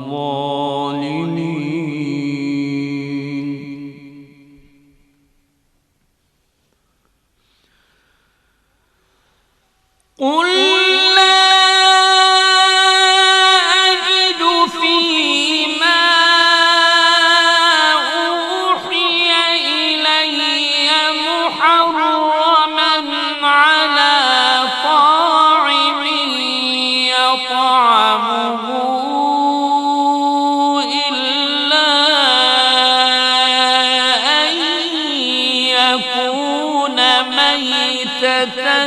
أو دما مسفوحا إلا أن يكون ميتة أو دما مسفوحا أو لحم خنزير فإنه رجس أو فسقا أهل لغير الله به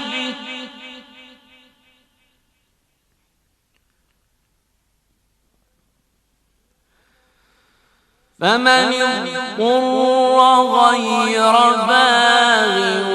ولا عاد فإن ربك غفور رحيم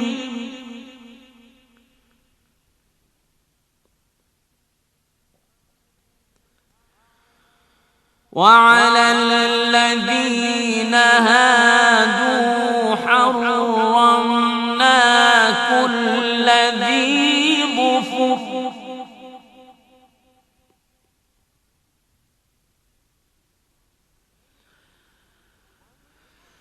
ومن البقر والغنم حرمنا عليهم شحومهما إلا ما حملت ظهورهما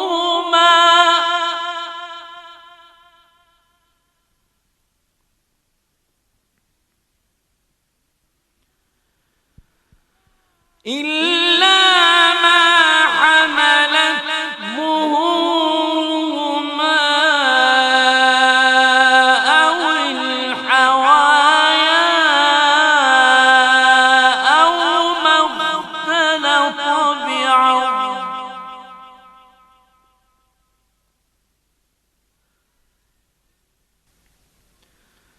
ذلك جزيناهم ببغيهم وإنا لصادقون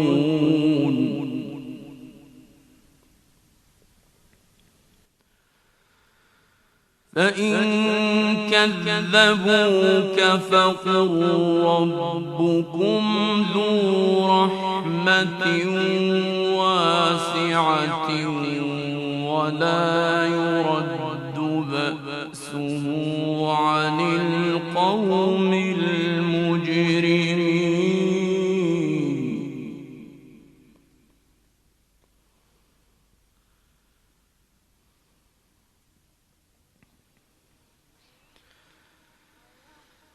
سيقول الذين أشركوا لو شاء الله ما أشركنا ولا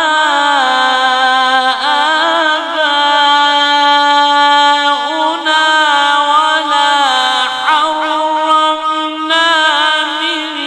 شيء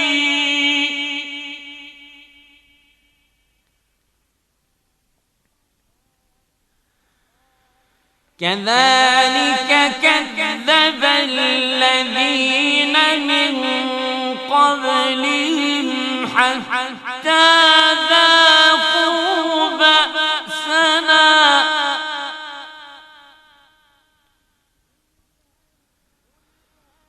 قل هل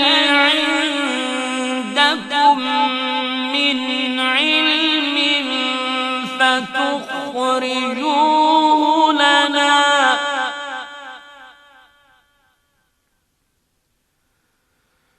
إن تتبعون إلا الظن وإن أنتم إلا تخرصون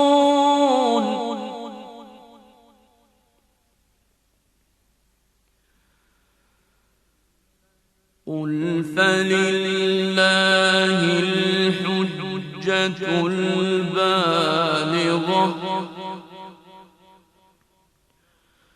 فلو شاء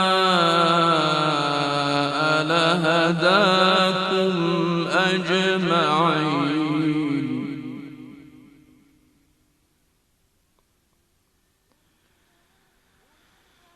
قل هلم شهداءكم الذين يشهدون أن الله حرم هذا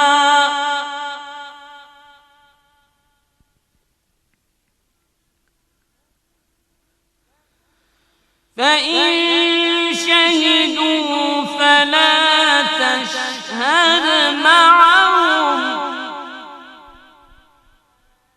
ولا تتبع أهواء الذين كذبوا بآياتنا والذين لا يؤمنون بالآخرة وهم بربهم يعدلون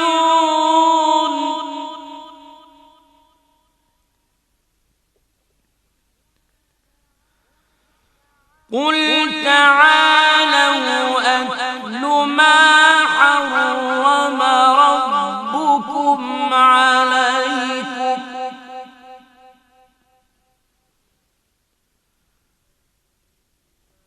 ألا تشركوا به شيئا وبالوالدين إحسانا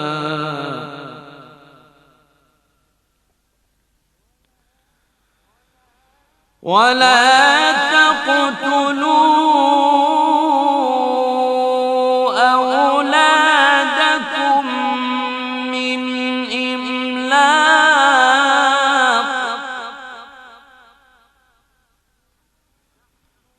نحن نرزقكم وإياكم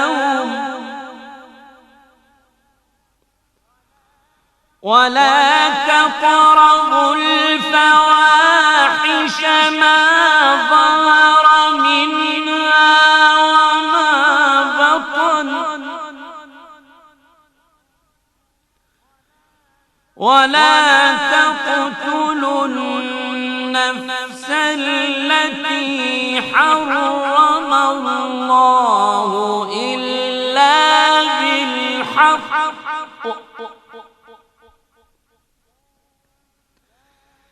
ذلكم وصاكم به لعلكم تعقلون ولا تقربوا مال اليتيم إلا بالتي هي أحسن حتى يبلغ أشده وأوفوا الكيل والميزان بالقسط لا نكلف نفسا إلا وسعها وإذا قلتم فاعدلوا ولو كان ذا قربى وبعهد الله أوفوا ذلكم وصاكم به لعلكم تذكرون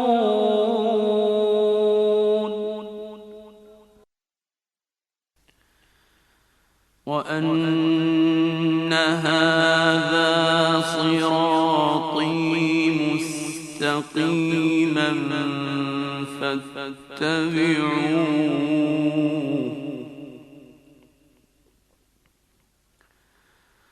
ولا تتبعوا السبل فتفرق بكم عن سبيله ذلكم وصاكم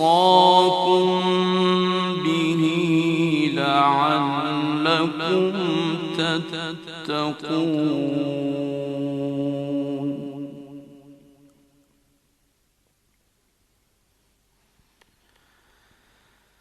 ثم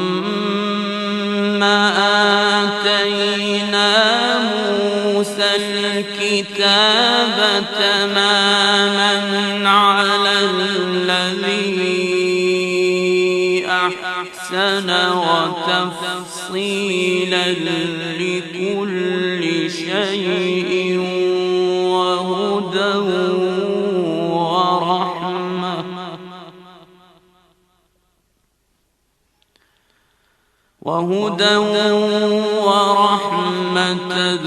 لعلهم بلقاء ربهم يؤمنون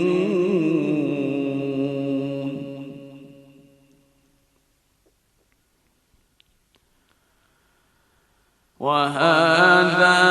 كتاب أنزلناه مبارك فاتبعوه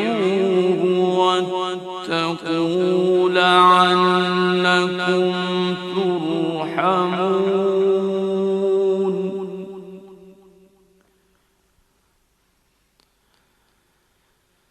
أن تقولوا إنما أنزل الكتاب على طائفتين من قبلنا وإن كنا عن دراستهم لغافلين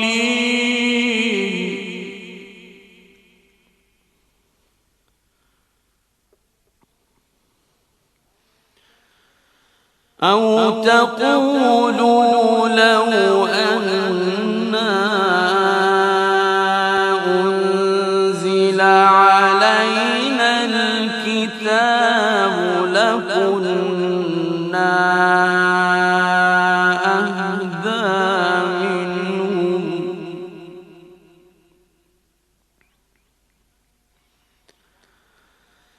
فقد جاءكم بينة من ربكم وهدى ورحمة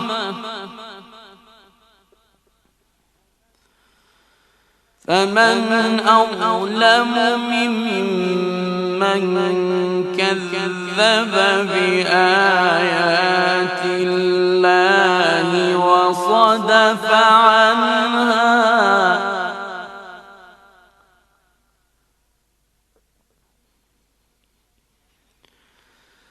سنجزي الذين يصدفون عن آياتنا سوء العذاب بما كانوا يصدفون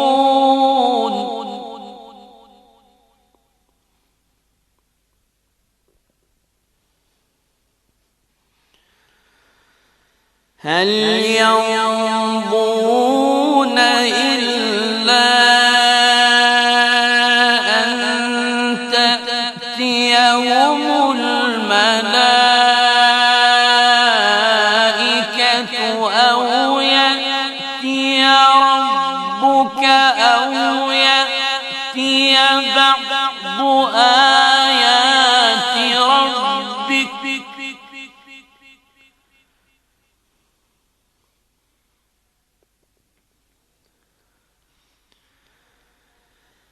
يوم يأتي بعض آيات ربك لا ينفع نفسا إيمانها لم تكن آمنت من قبل أو كسبت في إيمانها خيرا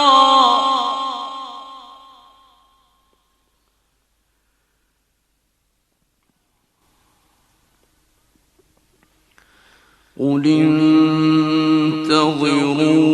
انتظروا إنا منتظرون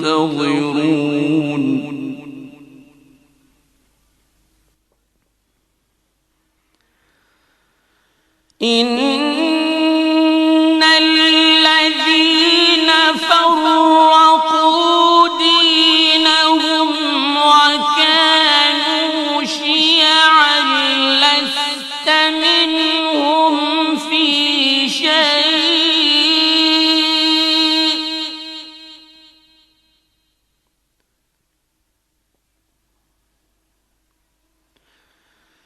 إنما أمرهم إلى الله ثم ينبئهم بما كانوا يفعلون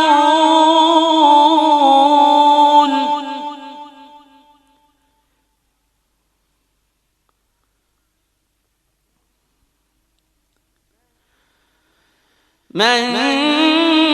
جاء بالحسنة فله عشر أمثالها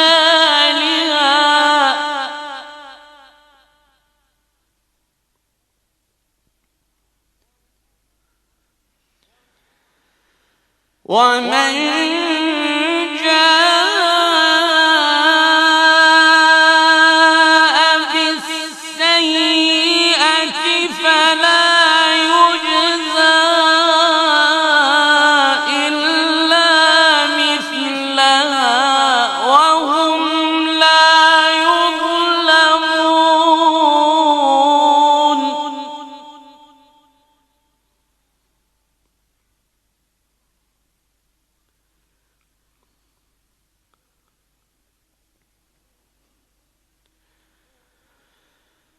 قل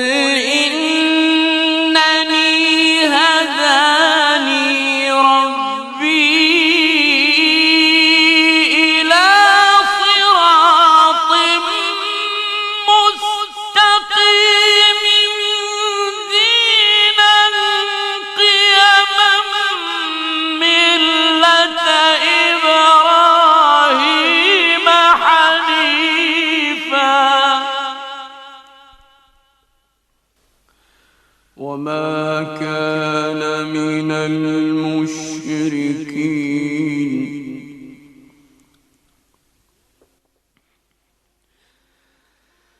قل إن صلاتي ونسكي ومحياي ومماتي لله رب العالمين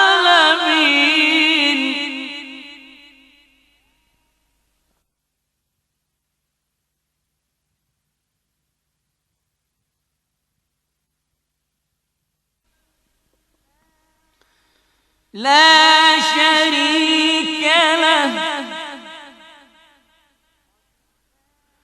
وبذلك أمرت وأنا أول المسلمين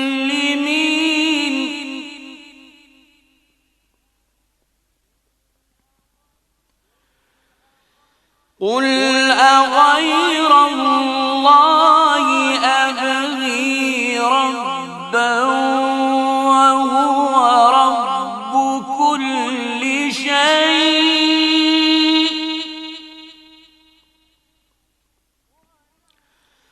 ولا تكسب كل نفس إلا عليها ولا تزر وازرة وزر أخرى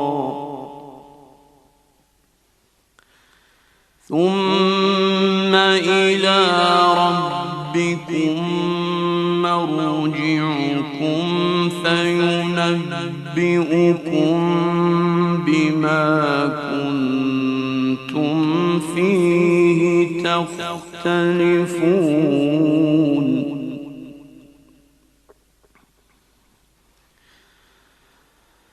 وهو الذي جعلكم خلائف الأرض ورفع بعضكم فوق بعض